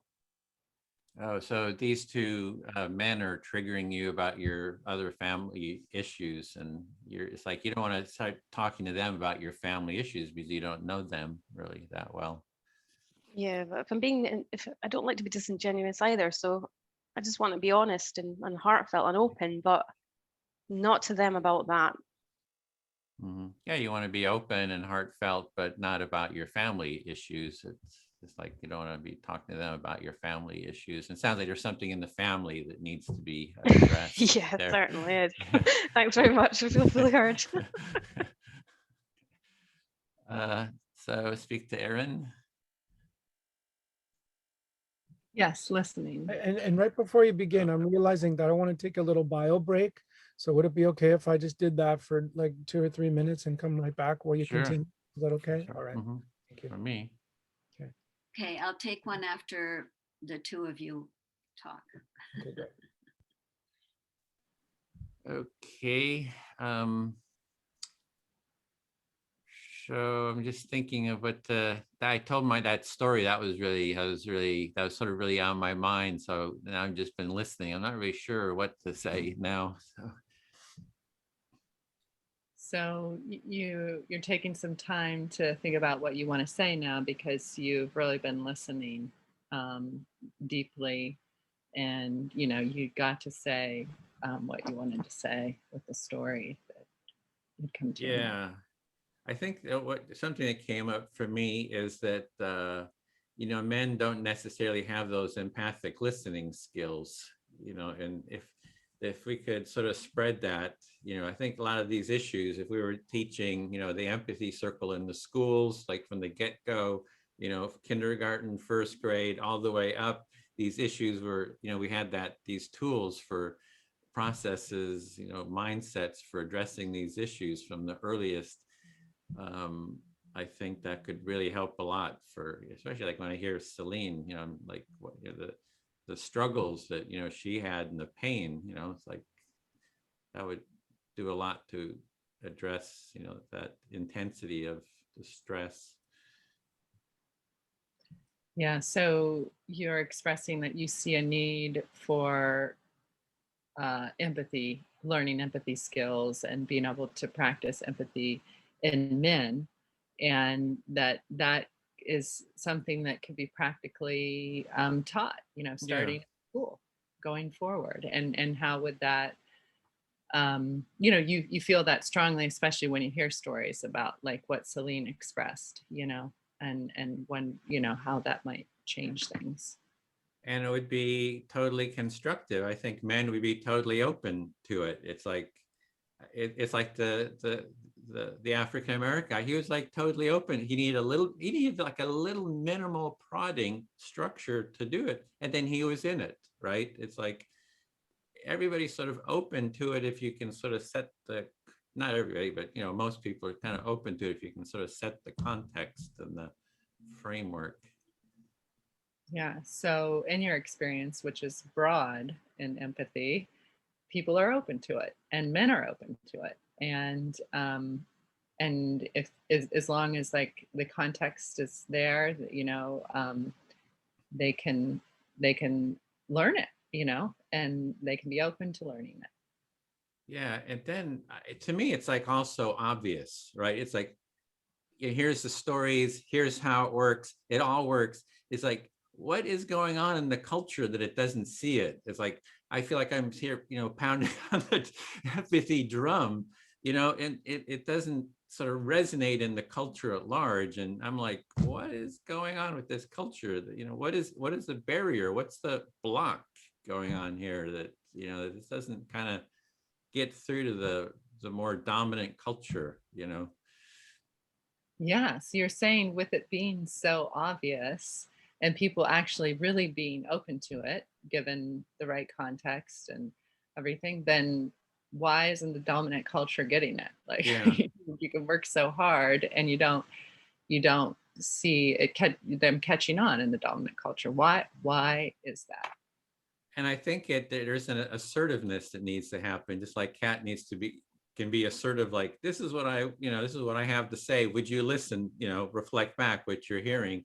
And that's why I want to take the empathy tent to Washington, D.C., set up there and say, this is what I think. Would you reflect that back, Congress and, President or, Biden, et cetera. So I think we need some sort of assertiveness to, take this out to the streets and not be sort of cowering in our little hidden groups or something. Yeah. So you're feeling that it will take assertiveness to move it into the dominant culture by really just kind of bringing it forward and, making very clear requests, at the level of the government, high levels of government, and wherever else we need to show up really and ask for this to be considered and practiced. And I think it needs more than asking. It needs sort of an assertive demanding, sort of like Martin Luther King. You do the freedom ride, you sit on the lunch counters. It's gotta be, I have trouble with the word demand, but there is a sort of a demand too. And I don't know what the right vocabulary is or how to frame it, to kind of think about that. But hey, I'm here, I'm going on a hunger strike, in front of the White House until you have an empathy circle, or something, something assertive like that. Yeah, so it sounds like it's more like a demand than an ask, and that there can be some, nonviolent but very strong ways of pushing this forward that need to happen. I feel fully heard. Thanks, Erin. Okay, thanks. I kind of lost track. Can anyone help me with who could listen now? Who hasn't? Celine, you were going to take a bio break, so I can time the next round if you want. Oh, thank you very much. I'll be right back. Okay. Okay, so not Celine. Who is it? Who hasn't listened? Whoever you want, it's fine. Okay, Kat, I'll ask you. Is that okay? Yeah, that's fine. There's a couple of threads here that I want to capture, and I don't know how much I have to say on them, but I think it'll be helpful if I do, because then it will like embed in my head a little bit more. So you're just saying there's a couple of threads you want to kind of look at and kind of bring into your head more. Yeah, okay, so I think I got two down. One is I'm getting sold on the empathy tents. so I think I need to, train me to do that. I think I'm getting to where, I need more practice, but I really do like the idea now. So that's the first thing. So you're actually reaching the level of considering an empathy tent. You're starting to think about your empathy tent. Mm-hmm. Yeah, and then the other one was kind of personal, and it has to do with where I am at the moment, and I try to make it as succinct as possible. But I have a 13-year-old, and I recently thought, oh, sailing is a good thing for him, because it's physical, but it also has to use his mind. And I sat there for a minute, and then I was like, no, I really want him to do this, because he's going to be empowered that he can move himself through space without fuel, without a machine, so there was something about that, and it fit into my whole thing about being in nature, and expanded it into just like being in nature and receiving, to being in nature and affecting, and not producing, but relationship was more enhanced. So I hope that wasn't too much. So you're just reflecting a second point about your 13-year-old son that you have, and how you're very keen for him to do sailing, and you're looking at the benefits of it and how it interacts with nature, and how you feel he can feel empowered to interact with nature and to kind of like be present with it by doing that. Yes. And then when Timothy was talking, I started to see what I wanted to do for this 13-year-old is like give him the skills that he needs. I mean, that's what all parents are thinking, like, what skills do you need practically, like going forward? And I thought that seemed practical somehow, even though conceptually, like practically speaking, it's not. but for some reason the empowerment seemed practical and the relationship with nature seemed practical. And then now I think, yeah, and for him to have skills for practicing empathy, giving him structure to do it, also, as Timothy says, is another relationship to nature. You know, So you're just talking about the skill set that you're considering and reflecting what Timothy said and how some of that skill set kind of relates to wanting to give them the right skill set and looking at the activity, but also considering it's not the activity itself that you're thinking about, it's more the benefit of it. Then you're looking at this practice and also how this can give them the skill too. Yeah, exactly. Yeah. And it really struck me when Timothy was saying that this is us relating to our nature. Like this is an empowering experience. This is us doing something. And Timothy said purpose. You know, so to get to experience like that is, I've been kind of thinking about is in existence, how many things are we exercising that we're meant to exercise?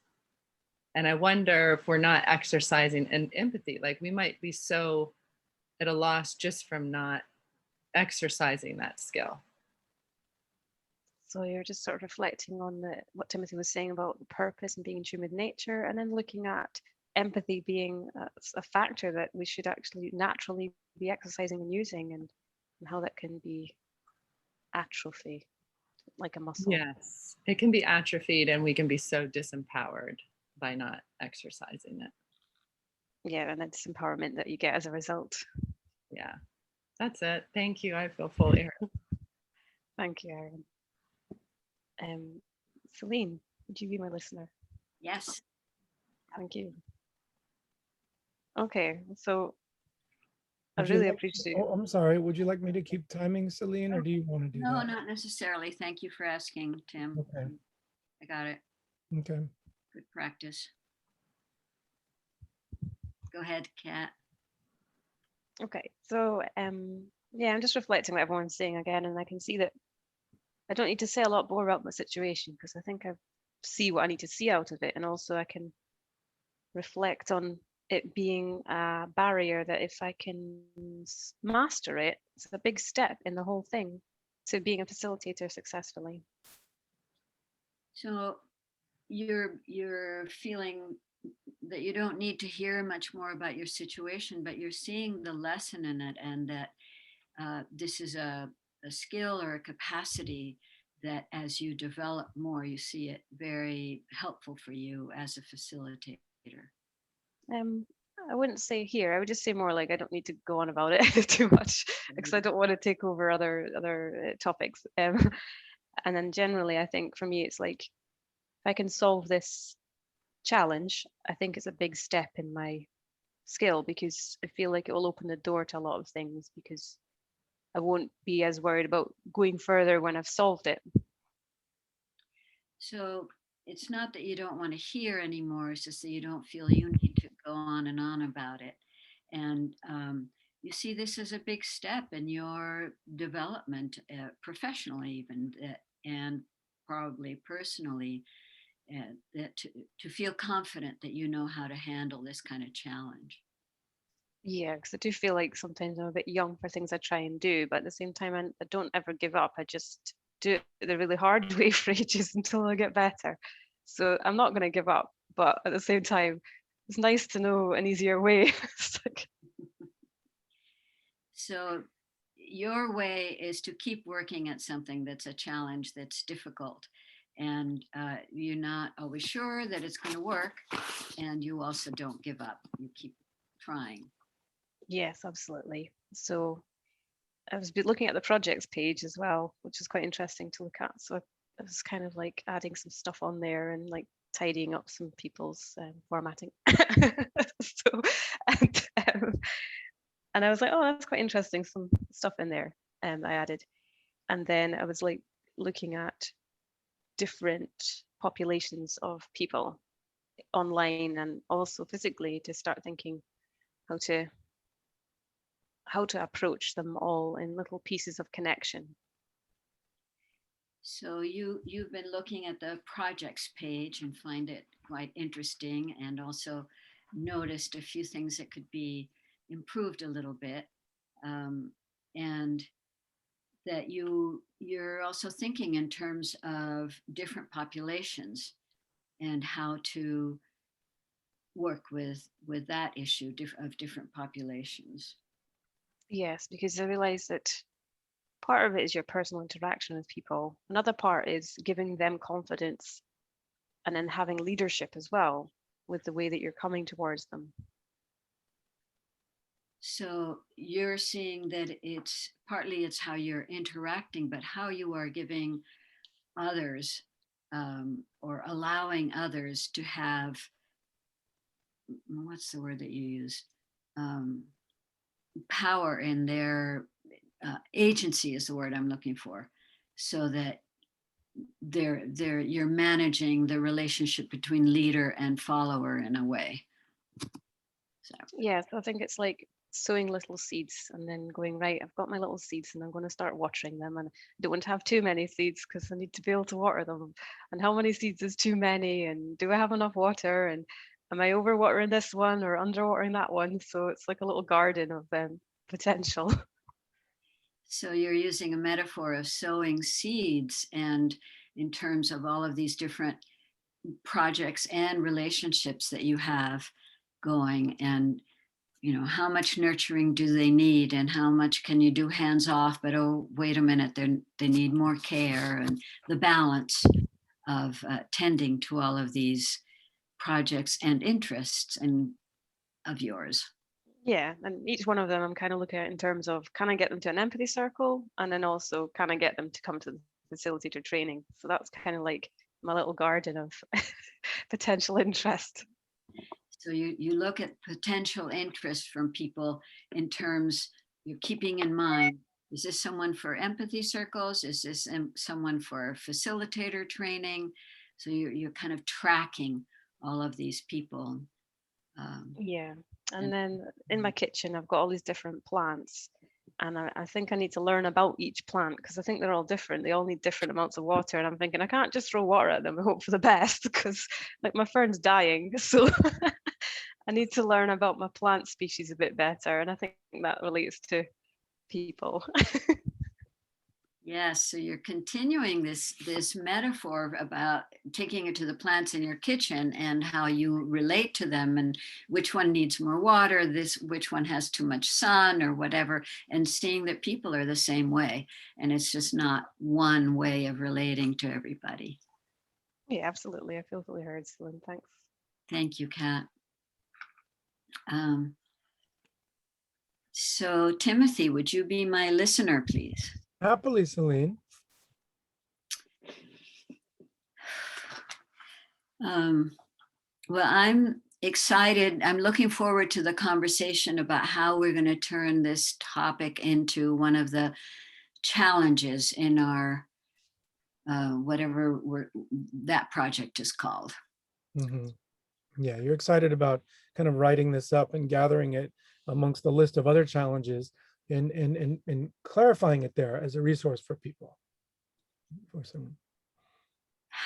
Yes, it's so delicate on the one hand to not frame it in a way that's going to stimulate a lot of emotion, trauma, anger, protection, any of those. Mm-hmm. Yeah, you'd like to be able to describe this particular challenge that Kat presented in a way that doesn't stimulate a lot of enemy images and trauma, anger, historical fury, maybe like you said earlier, the man and woman divide, like you don't want it to go there, but you'd like to describe it clearly so it can support people in facilitating. Yes. I believe that the structure, the clean, clear structure of empathy circles can work for this topic. Mm-hmm. You believe the clean, clear structure of empathy circles can work to bring some understanding and relief to the tension around this topic, something like that. Yes.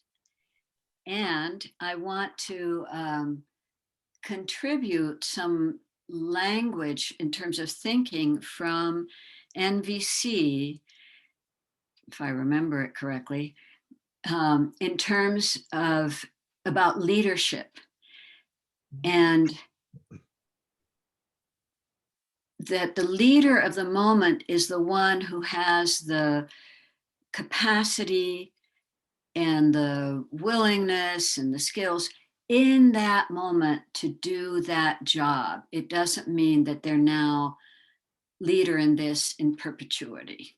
So this is bringing up your awareness and studying nonviolent communication, some clarity around leadership, and leadership being something that arrives within any one person who has the willingness, the capacity, and the clarity and the ability to lead in that moment for what's necessary. You're defining leadership in a slightly different way. Yes. Right? And so I am willing to maybe cede my power or my authority to this person because I trust their skills. Like, I don't have any problem with Edwin recording, but I might have problems with somebody else recording. I agree that Edwin can record these sessions. And so it's a choice that I'm making consciously rather than that I'm giving something away out of whatever emotional history I'm carrying. You value freedom of choice in ceding or giving your power or authority to somebody else because you're choosing out of trust and out of awareness of that person's capacity and everything. So like you want everybody to have that trust and that choice in sharing leadership or sharing power, something like that. Yes, and I can use that to say in a circle, I am the facilitator of this circle for this hour because I've trained for 6 months or whatever, and after this hour, that's it. You don't have to agree with me. You don't have to follow me. But for this hour, I'm going to what Edwin was saying of being more assertive, just based on temporary roles. I like it. So what I'm hearing is this, Celine, you're up to claiming your space as a leader and a facilitator because you trust yourself, you're trained, and you claim it for an hour. You'll do it assertively. And this is what's going to be happening here because of my natural authority. And you can participate or not, but this is what's going to happen after this hour. Of course, do whatever you want. It's your choice to participate. And so you got that trust and an ability and willingness in yourself to be assertive and create an empathy circle space. Is that right? Yes, and it's in the context of service. Ooh, in the context of service. Service to? The group, the project, the moment, but I would also name it. So in the service of this empathy circle, I will be the facilitator, I will be the leader, but it's not my personality or, any of that stuff. So you're in the service to this empathy circle. And I imagine also, Celine, it's in the service to empathy itself, or the service to human connection itself, or something like that, right? Something... Yeah, it sounds a little grand, but yeah, well, I mean, because you're saying you're in service to the empathy circle, but what does the empathy circle do that you want the empathy circle? I just really want to understand for you, what is it in service to? That you would lead the empathy circle. I'm curious. To tell you that my time is up, but for example, it could be we're all preparing a family meal and I am the one who chose the menu. I am the one who knows how to prepare the blibbity blub. And so for now, I'm the chief in the kitchen. Afterwards, I leave and it doesn't matter to me who's running the show. Right on. And the other people cede their power or whatever, their authority to me, just for this role. Yeah, for that specific time and that specific role. Yeah. You got the authority and you're claiming it, and that's it. Yeah. I'm complete. Cool, thank you. Okay, we I'm just just have like- 2 minutes, so probably not enough time to really do another session. Yeah, I'm willing to pause here. We could just hang out for a couple minutes before we go back to the big group and just chill and see what comes up. I'm open.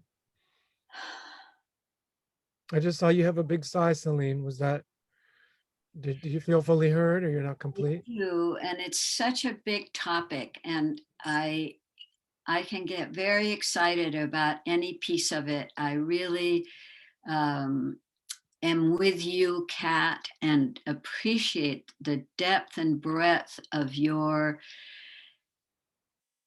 willingness to look at the situation from a lot of different angles. So thank you. Yeah. Thank you, everyone. I do feel a lot better, so really appreciate it. Oh, good. And I'm also feeling like, just as we're closing, I want to name this topic again in one sentence. Is it the topic when somebody won't stop requesting your time and attention, or is it more like,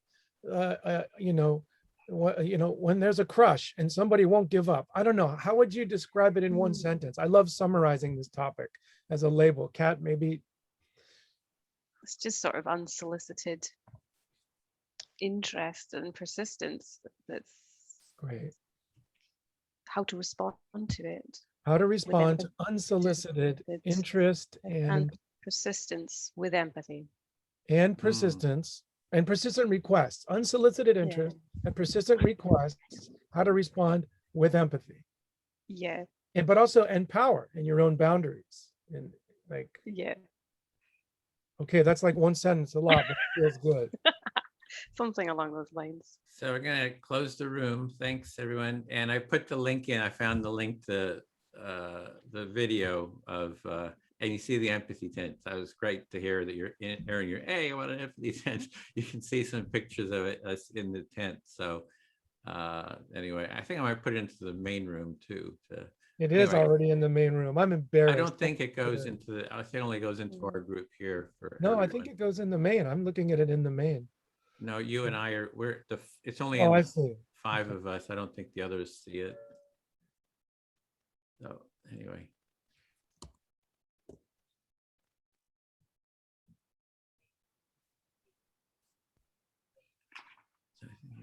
That's a great screenshot of me starting.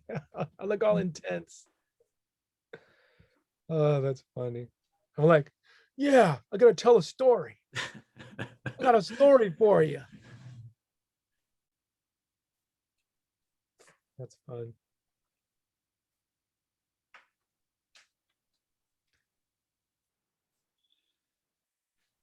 Yeah, so be interested in any thoughts about that video too. Yeah, I remember I didn't quite get the whole thing in the story. I didn't quite get the full. I did my best, but it didn't quite catch it like I wanted, but it was fine.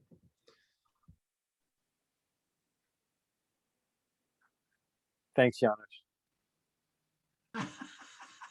Okay, welcome back, everyone. Celine, I think you were doing this part, right? Yes, and the question is, what did you like about the trainings and the benefits to you? And I'm going to go by who is on my screen.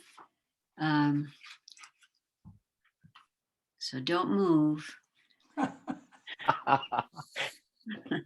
That's great. Kat, would you be willing to start?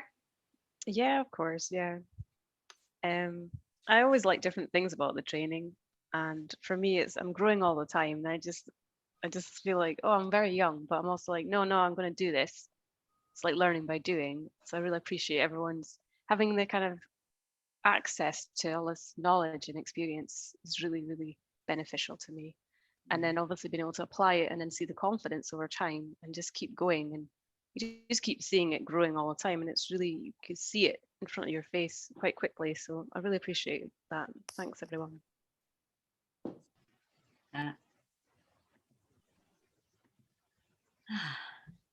Kian, would you be willing to answer what it is that you appreciate, enjoy about the empathy circles learned in this training in particular? I really appreciate having a second go around with this.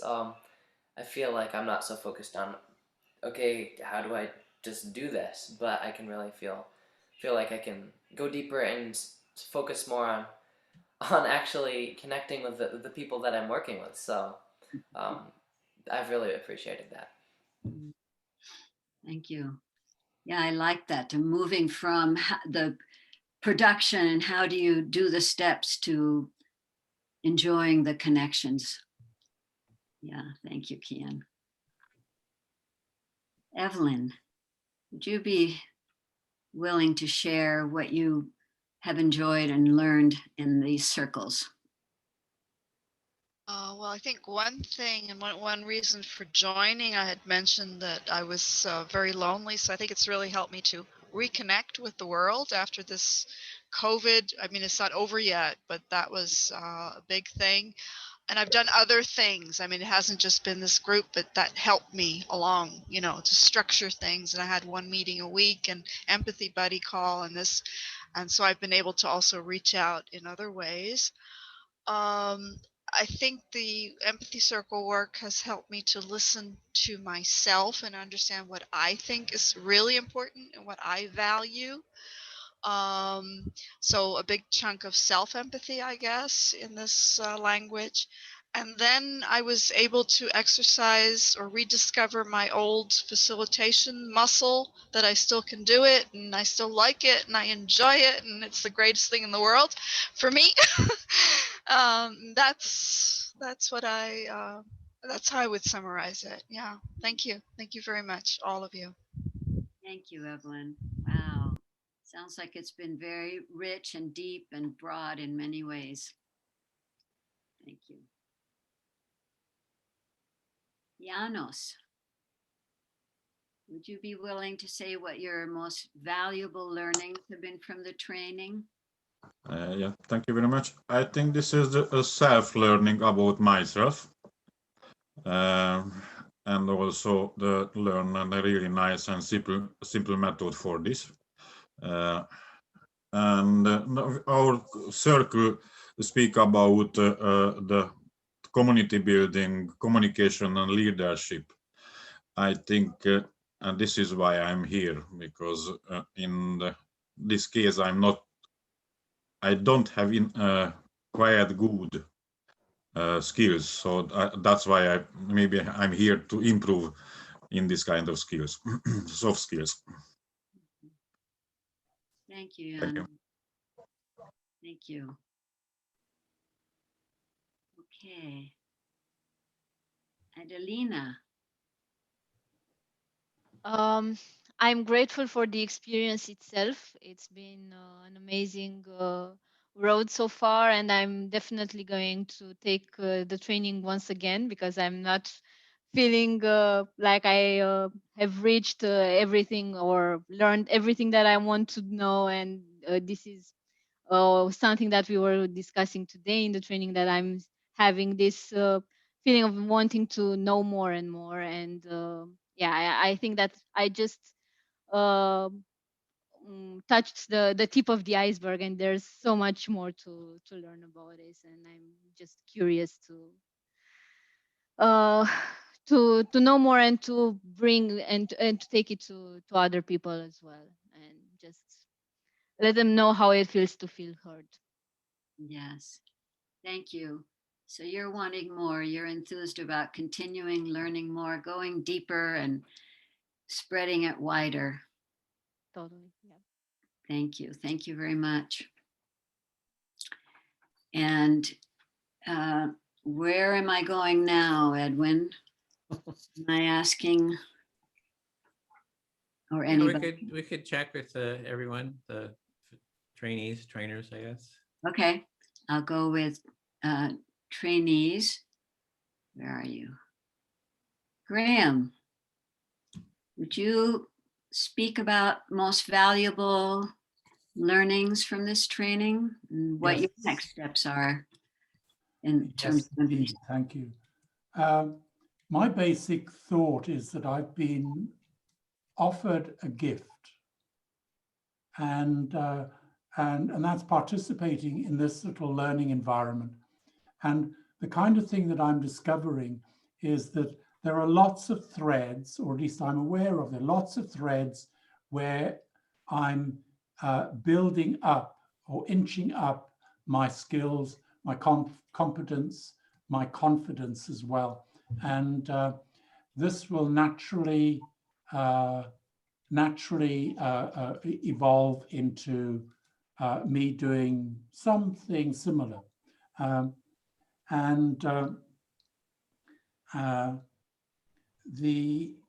The other thought was that I come from a world of being a perfectionist. So in other words, and we talked about this in the group, where we're always postponing, always have to learn more, and always have to learn more. But the need for perfection is also declining. And so there's a kind of crossover point somewhere in the near future. But I really am enjoying what I'm learning here.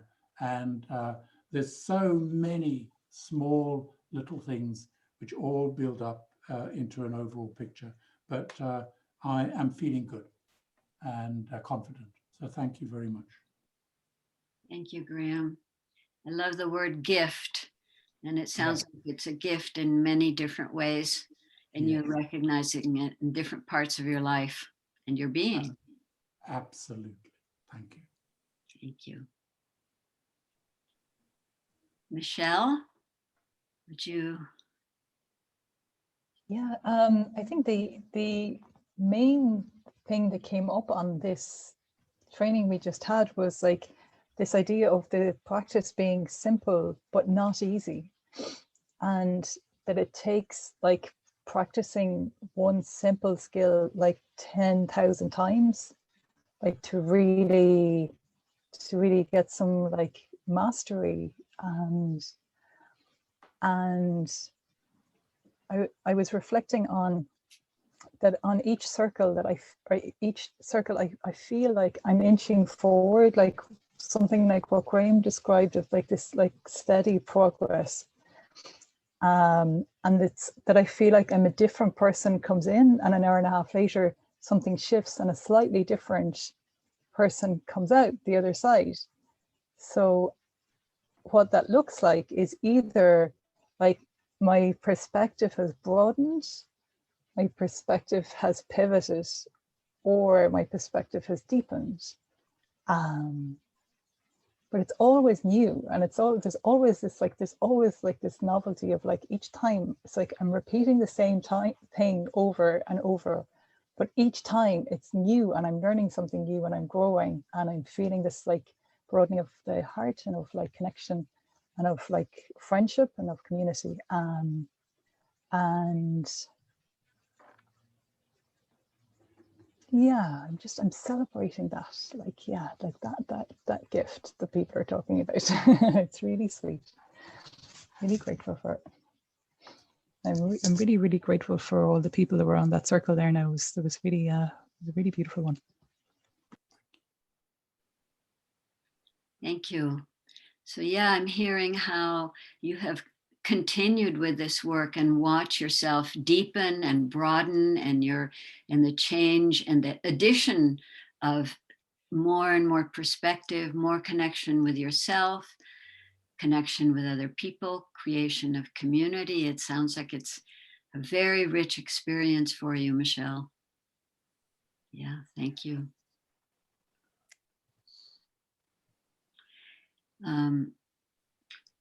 So I want to say from this particular training, and I think the whole topic today has put me in a very emotional space. And I notice I haven't called on you, Aaron, because you're a floater, and I don't know what that means, but I will get to you after I speak.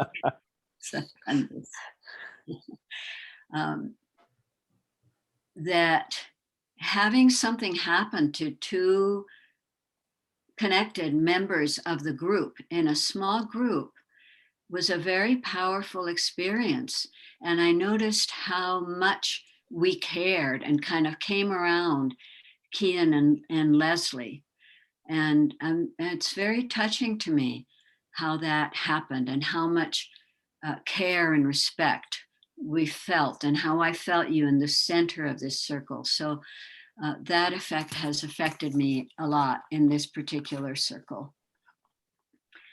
And I agree with everything that's been said. This is a rich gift and opportunity, and I'm thankful for myself to finally say, I'm going to click on this thing about the empathy circles. And I've heard about the empathy tents, and I had asked some fellow trainers in NBC, hey, you want to learn about the empathy tents? And somebody laughed at me. And what I did, I got pissed off. And that friendship hasn't fully recovered yet. I was so upset. So, but what I did was I shut down for myself. So I'm really thankful that I've opened up again to this experience, and I'm complete. And I'd like to hear from Erin now, if you tell us what is your most valuable learnings from this training and your next steps. I think I learned that floating was a really valuable experience, which means I was able to join when I couldn't do the whole time together. And I guess because I'm thinking of it now as like it's exercising the heart's empathy muscle, you know, and any opportunity that I can put on my schedule to do that, especially with like I think Graham said, maybe or who said that? No, it was Kian. The learning and the knowledge and experience that's here, you know, and being able to do that and gain so much from that is really great. So so I think it's a lot about just, you have to, you know, or you don't have to. I want to keep with it. I want to keep practicing it. And then also just in this last circle, really thinking about how it affects not only society, but just my own personal like experiences and what I want to, what skills I want my kids to have, you know, going forward. So those were just like some of the random thoughts, but tried to put that together here to express them. And much gratitude for everybody for accepting me and in this circle, in this training. Thank you. Thank you. Always value your presence, Erin. Bill, would you be willing to share on this topic? Sure. I find it very valuable that where people are, you know, they're taking time, why they're taking time. I think it's important for the design. And all these questions have focused on what are some core values that I have for the training. And I came to the conclusion that one is to give people the empathy circle experience. And then two is to give them practical experience on how to facilitate. Those are the two things that I feel are just core to the training. Thank you. Thank you, Bill. So yeah, I hear you really focused on two values of giving people the empathy circle experience and also the experience of participating, being fully heard, and learning how to listen to others. Yay.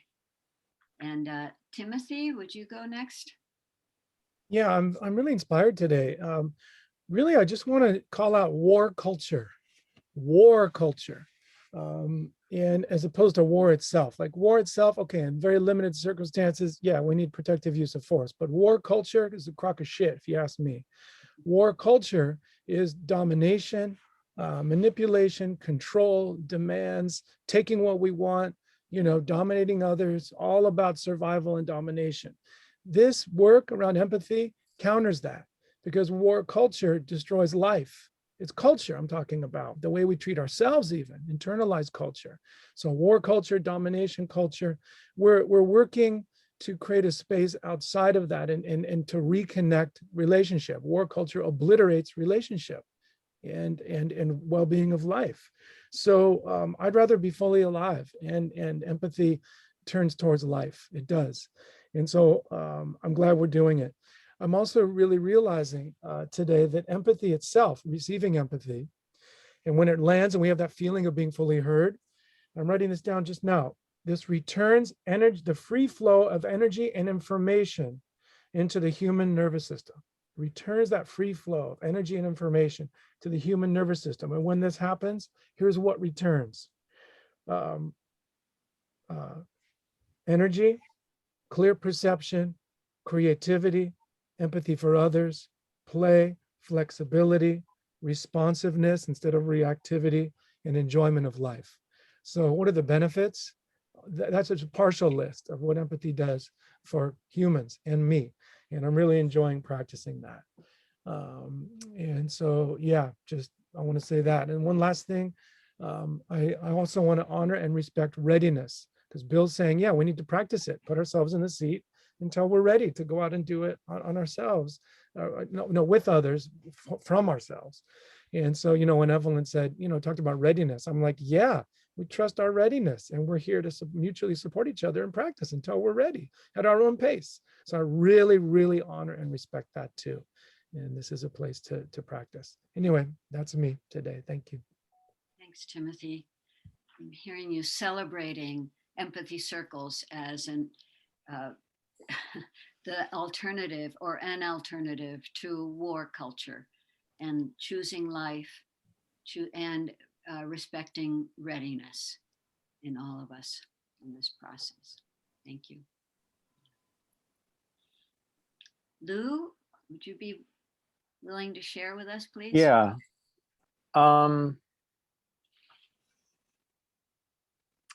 Yeah, I'm trying to decide what I want to say.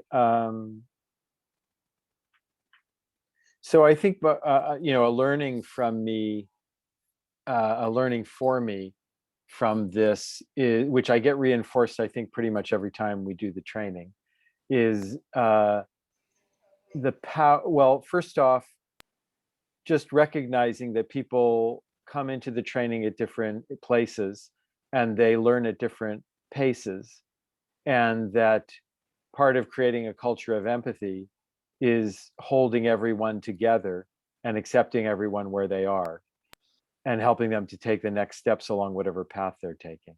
And that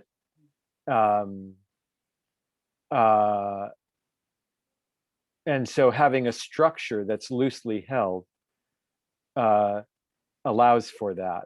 And I think that is a way in which we embody a culture of empathy, which is a really beautiful thing in the training.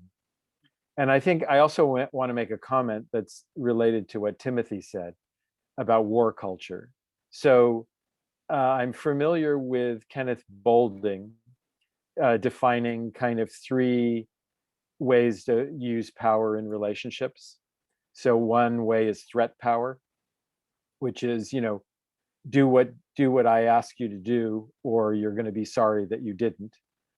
So, threatening someone in some way. Another is transactional power, which is to say, if you do this for me, I'll do this for you. Creates more of a relationship, but it's still pretty just transactional. And then the third is integrative, where you say, I want to understand you and I want you to understand me, and then let's figure out how to do what works for both of us.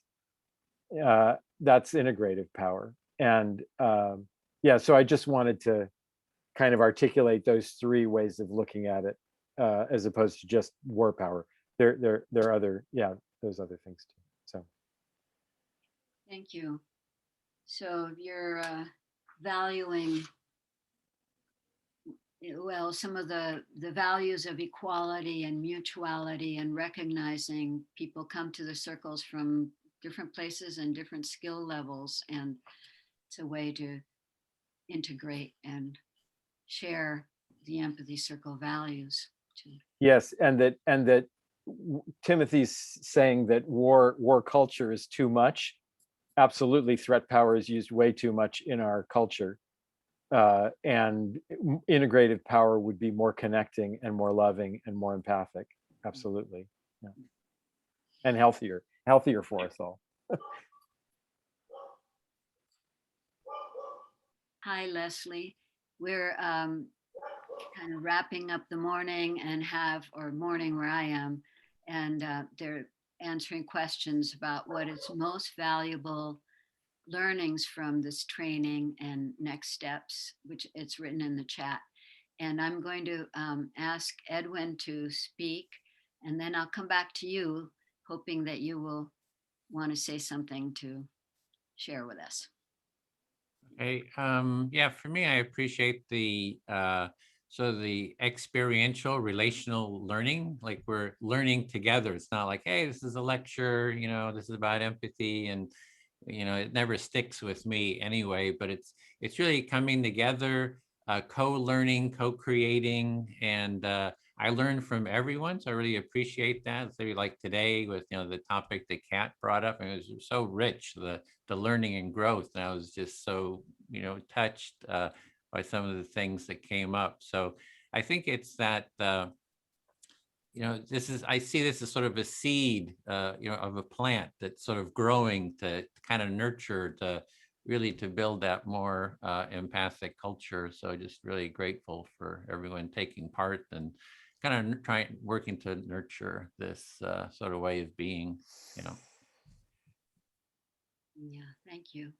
Valuing the experience, wanting to nurture, and all the learning that's taking place in every moment at the empathy circles.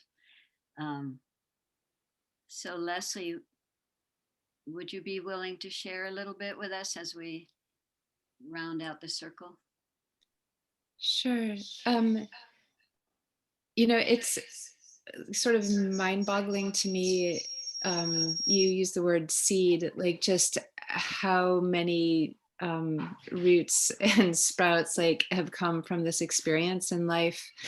Starting with me and Kian, and sort of working out from there, intimate relationships, family relationships, community experiences, and to the point that I think one of the next things for me, or maybe for me and Kian, given our situation here post tornado, I'm putting out, we have a local online forum, but I guess an invitation for people to come together sort of in a story / empathy circle hybrid.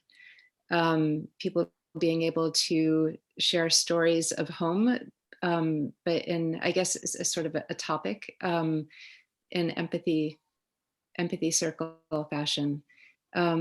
So yeah, I don't know that I even have words for how much this experience has just really gotten into our bones. Thank you. Thank you. Thank you. Sounds like it's been so valuable for you as you've gone through this traumatic experience, and sharing with other people also stories and process. So I'm going to come back to you, Kat. I missed you the first round. I'd love to hear from you. I think you got me at the very beginning.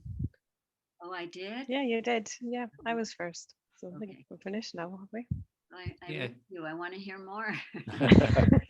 Well, we got Bill. He's up next, so we got to keep moving here. So. Okay, go ahead, Bill.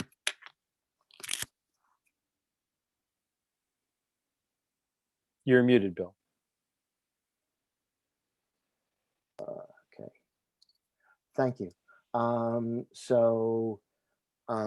do you see the empathy circle practice beginning to build a culture of empathy in your world? And then how do you carry this forward? How does this personal experience affect you, and how do you see it, kind of rippling out into society?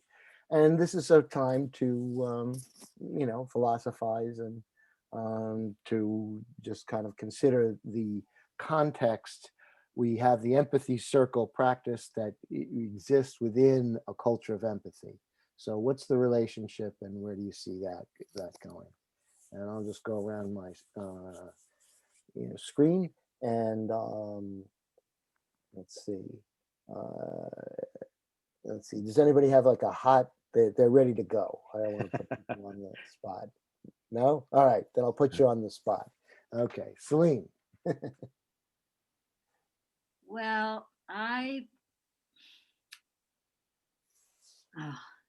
think my perfectionism gets in my way. I think my sense that if I make an effort and it fails, there's some tragedy in there, or that I will collapse permanently.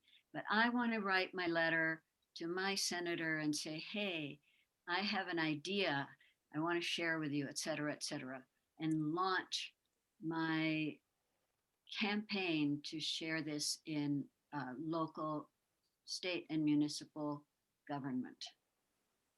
And I'm afraid. Thank you, Celine. Erin? Oh, thinking about this, I would like to find, I think first the foundation of it is just kind of like an assessment of how it fits in with my growth and personally working from that into my family, and what skills with empathy and the surrounding skills do I want my family to have, you know, the ones under my care, my kids, and then all of my interactions. And then I'm just kind of curious about how to make more demands of, you know, people in, you know, maybe roles of authority, or people who have lots of impact, you know, making the demand to participate and or exercise empathy, or, you know, I'm just kind of interested in that, because that's in our last circle here today, you know, kind of came to the forefront towards the end of the conversation with Edwin. So yeah, I think, and Celine just kind of demonstrating like that, you know, calling and you know, really that's all I can say. Sorry, I'm tongue tied now, but I think you got the point. Okay, sure. Thank you. Timothy. Yeah, I was just getting a sense right now that I don't really know. I feel a little, even though I've got a lot of different venues to be connected in, I have my day job and, you know, and I have my neighbors and, you know, an extended family that, you know, my aunts and uncles are spread out really far. But, you know, in this moment, I don't have a lot of hope about what, you know, creating more empathy circles in my settings. At work, I don't have a lot of power in my job, so I can't create empathy circles on my team, but maybe I could. But in this moment, I'm just feeling, you know, some doubt, a little loneliness. Even in this group, we're scattered everywhere. I don't know, like, I guess the main thing I was saying earlier is what's next for me is I have this empathy circle for my neighbors, you know, every Thursday night. And it's a set time, and during pandemic times, it's on Zoom, but, you know, not a lot of people show up. They're probably rolling their eyes, oh, it's some structured thing, it's annoying, whatever. So I think that my mission is to kind of just get out and go hang out with people and do that more. But that's hard because I have a job and I'm taking care of a household and, you know, and all this stuff. So it's a little frustrating, but I think just getting out and making myself available and listening and actually just practicing empathy itself and building relations around me, I think is going to be a little bit better than just doing formal empathy circles in this moment, you know. At the same time, I can see where they might work, but I'm just going to do that. Just hang out with people. Thanks. Thank you, Timothy. Kat? I also relate to what Timothy's saying there, because in one sense, sort of looking at the online aspect and kind of sowing these little seeds in different places, and then having some core that I'm needing to choose about where everyone needs to be directed to, and then being consistently available in that place, and then just kind of gradually working on it one relationship at a time. But then you kind of have that worry and that fear of failing and no one coming or too many people coming, and then there's that kind of worry to kind of deal with. But then the other side of what Timmy was saying, I just feel this urge to actually just go up to people directly and actually connect with where they're at to solve the problem that they might have with this. Not to say I want to help them, but to actually connect with them on what's actually mattering, to then do it to that. So there's two sides I'm kind of looking at there on how I can sort of carry on online, but also start to directly interact with people. Thank you, Kat.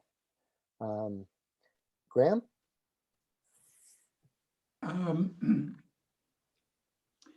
Timothy and Kat have said it's one relationship at a time.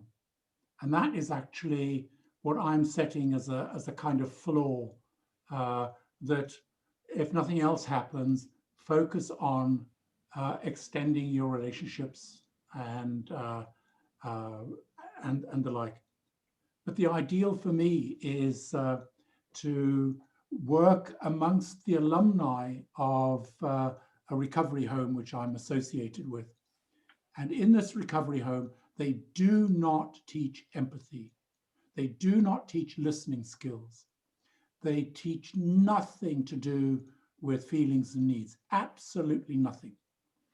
And I would like to bring a skill training or the training for the skill of listening into this organization. And so that's my kind of target, if you like. And I need to try to, or at least I have the opportunity, I believe, of trying to connect with some of these alumni and developing, I wouldn't call it an empathy circle because they just get frightened, but call it a listening circle and take it from there. So that's my ideal, and I've described the floor. I need to work in between both of those. Thank you. Great, Graham. Good luck. Thank you. Yeah, thanks, Bill. I'm, listening to others talk about things that they think about doing and what would happen if it didn't work out. I'm aware that I also have that same thing of fear of, well, what if I try this and then it doesn't happen? And I'm aware that the problem is what I tell myself about it. So if something happens, that what I make it mean about me, like that there's something wrong with me, or that I failed, or that I'm not good at this, or this isn't for me, or some negative message that I decide to give myself if a certain outcome doesn't happen. And so that's a really good reminder for myself to not listen to that voice. To say thank you for that, trying to protect me from bad feelings, but over here I have another voice that says, well, try anyway, or it's good that you're doing it, and who knows, you don't know what the outcome's going to be, try again and you're okay. And so it's just a good reminder for me to notice the voices that are inside me and what I'm telling myself and how that affects what I believe about myself and what I'm willing to do. And I have some power in what I choose to do there.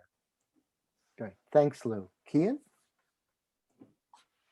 Yeah, I definitely can relate to what Lou was just saying. Yeah, I feel the same way. Yeah, I would like to, I feel like I use this practice in communication, easily. But I would like to, get more structured circles going regularly.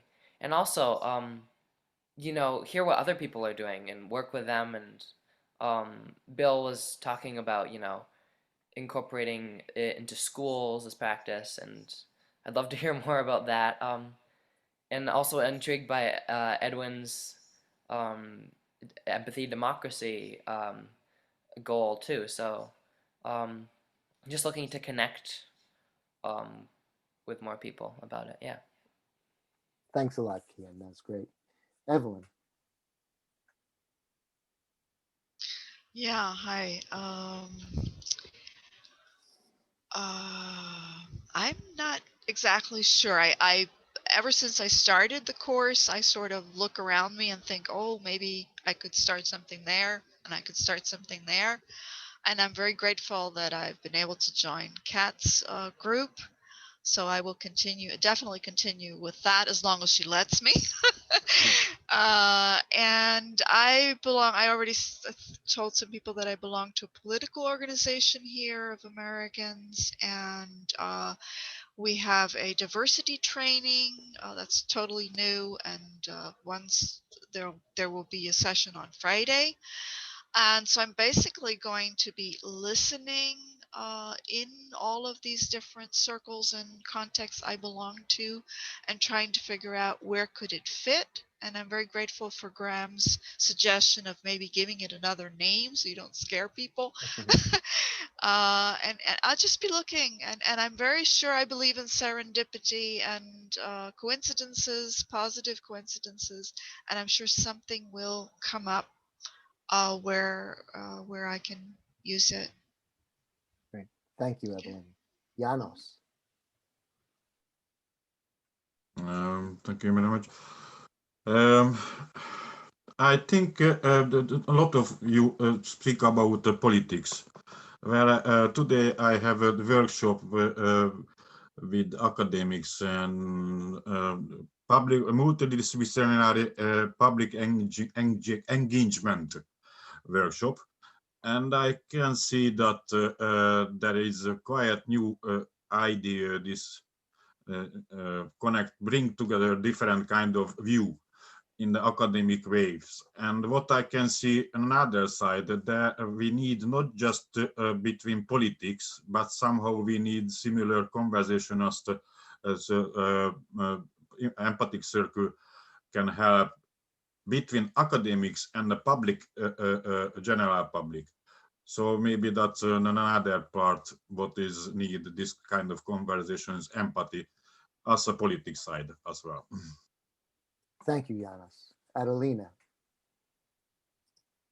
I'm not very sure where to start. Probably I will do it by with baby steps, going to my friends and trying to listen to them more than I usually do. And there's also a community already formed here around the encounter groups that people participated in, and they have already the experience of empathy and being listened to. And I think that that's the place I'm going to start. There are some psychotherapists there. There are also people that are not trained in the field. So my main goal would be to take it to people that are outside the psychotherapy field. This would be the idea. I don't know how and when and how fast it will happen, but that would be the goal. And I hope that it's going to happen. Thank you, Adelina. Michelle. Thanks very much, Bill. Yeah, so there's 4 communities that come to mind anyway, that where it would be really good to bring it in. And what keeps coming to mind is our conversation from our last circle about this, like, repeating and repeating. So I feel like my journey still needs to stay going. So I think the next steps for me is around like the next cohort and like the content creation catalog. And I can see on the horizon, like there's like an MVC community, there's like another creative consciousness group. There's like a Buddhist community, there's a number of different communities where I can see like each could benefit from this process, and I'm just kind of letting it mature and emerge. Yeah. Thanks, Michelle. I feel it's feeling it in momentum. Leslie. Yeah, I think most simply said, in light of our recent experience, Kian and I, with the tornado, we've experienced an unbelievable amount of empathy from this community, and sort of reaching back into the community via the public forum you know, one of the biggest things to me is bringing community together, and not just in response to crisis. And so I actually have put out that call to our community, inviting people to begin coming together, you know, sort of with the thought too that our situation is not an isolated one, and the world is in major transition, and human society is in major transition. And so it just seemed like a really fertile moment to invite others into something that is very, in our experience, really sustaining. So I think moving through those channels is probably our next step. Right. And I would just like to say, if you've taken the course and you've been changed, it's my own personal philosophical opinion, you've changed the world already. And you just need to realize that, and then accept that power, and then just share it with others. If you can be changed, then you've changed the world. Thanks. And I realize we're short on time. Edwin, and then I know Lou will do our closing. Okay. Yeah, for me, the two kind of areas that I'm working on now is to develop the training. So, you know, it keeps with each iteration, it keeps improving and kind of being developed. So I'd like to get a really good, robust training that's very easy for people to kind of take part in, be able to spread, to use, and sort of as a sort of a open source training. Kat had mentioned earlier about the projects list, that she had found it and was adding, you know, editing it. There's a lot of different projects that can be worked on. We've got the challenges catalog to develop. And we have a team for that with Celine and Michelle and some others. There's a need to develop an e-learning, I think, a pre-session, you know, that people can just do before they take the training, some e-learning and more, you know, just general curriculum develop and the website. So that's kind of one part. On the other hand, is I'm kind of like, you know, moving towards doing some empathic street action. I'm serious now. I get people, you know, Lou laughs when when I say, we're going to go to Congress, we're going to, in front of the White House, we're going to set up there, you know, to take it to the streets. And I want to have a really good training set up so that when we go out to, you know, do those kind of things, that we can direct people online to these trainings. So invite you, one, to think about, you know, oh, and Aaron was saying, wow, I need an empathy tent too. So that was great to hear that you can even set up empathy tents in your own neighborhood and, you know, your own community and offer listening. So those are two areas. One is getting the training really in good shape, and the other is the moving towards social action. I just want to put this one link in. I think this is the right one. This was at the empathy tent, and we'd had a situation that Timothy will talk about, and so you can just hear that little video clip. So if you get a chance to listen to that, I shared it in our circle. I think it'll be self-explanatory. So that's it for me. Yep. Thanks. Okay. So we're a little past time. Janusz, I see you have a hand up. Did you want to say something? Yes, just I have a suggestion, an idea, what my experience, and this connect with the cat activity.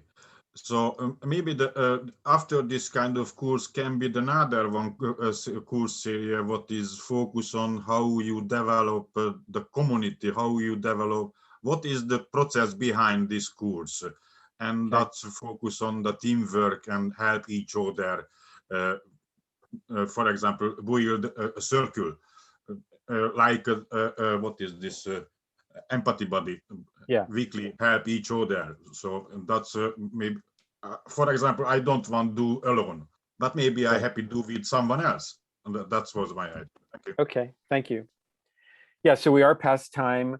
I want to thank it. So in terms of ongoing learning, so as Edwin has said many, many times, you can take this course again. I also just want to mention that every other Friday, I host a Empathy Circle Facilitator Support Group. And it's this Friday, is it happening this Friday at 12:30 Pacific time. And the link to it is on the Facebook page. It's different than this link. So yeah, and so that's a forum for ongoing learning, practice, sharing, that's separate from the course if you want to do that. Thank you everyone for being part of this. Thank you for. Can I just say quickly, Yeah, sorry, before that, sure. I should have said too. We do have another cohort starting next week. It's going to be another, if you're, I don't know if anybody is, we have a couple of the trainees are taking it again. Would love for you to take the training again. Janos, for example, that's what you can do to keep it going. You know, you take it again and again, and you building a community that way. Like there's a really great community among the trainees and trainers, and you can become a trainer too. So, and after we do those 5 sessions, we're going to have a sort of a structure. We'll have 5 sessions, 3 open empathy circles to just, and then another 5 sessions. So it's kind of going to go on in, you know, ongoing. So those are just sort of the next steps, and I hope that you can invite others to take part, you know, invite them if you have to take the training, and, you know, just kind of keep that going. So I just want to get that in, Lou, before you finished. Yeah, so thank you everyone. Thank you for all the time that you've given and for all the experience that you've brought. And thank you for being who you are and wanting to make the world a better place. I'm very grateful for that. And I know all the trainers are too. Go ahead, Bill. I just wanted to say, as Kian, in April 29th, there's all the information, empathy circles in schools if you're interested. Yeah, so Bill just put that in the chat. Yeah. Okay, and also, are we ready to do the hands? Before we do the hands, we're gonna do the hands in a second. Is it time? Anybody else? Sure. Okay, so we're gonna do the hands to music, okay? So when you hear the music, we're gonna do our hands. That's how it's gonna go today. Ready? Okay, hold on. Hold on.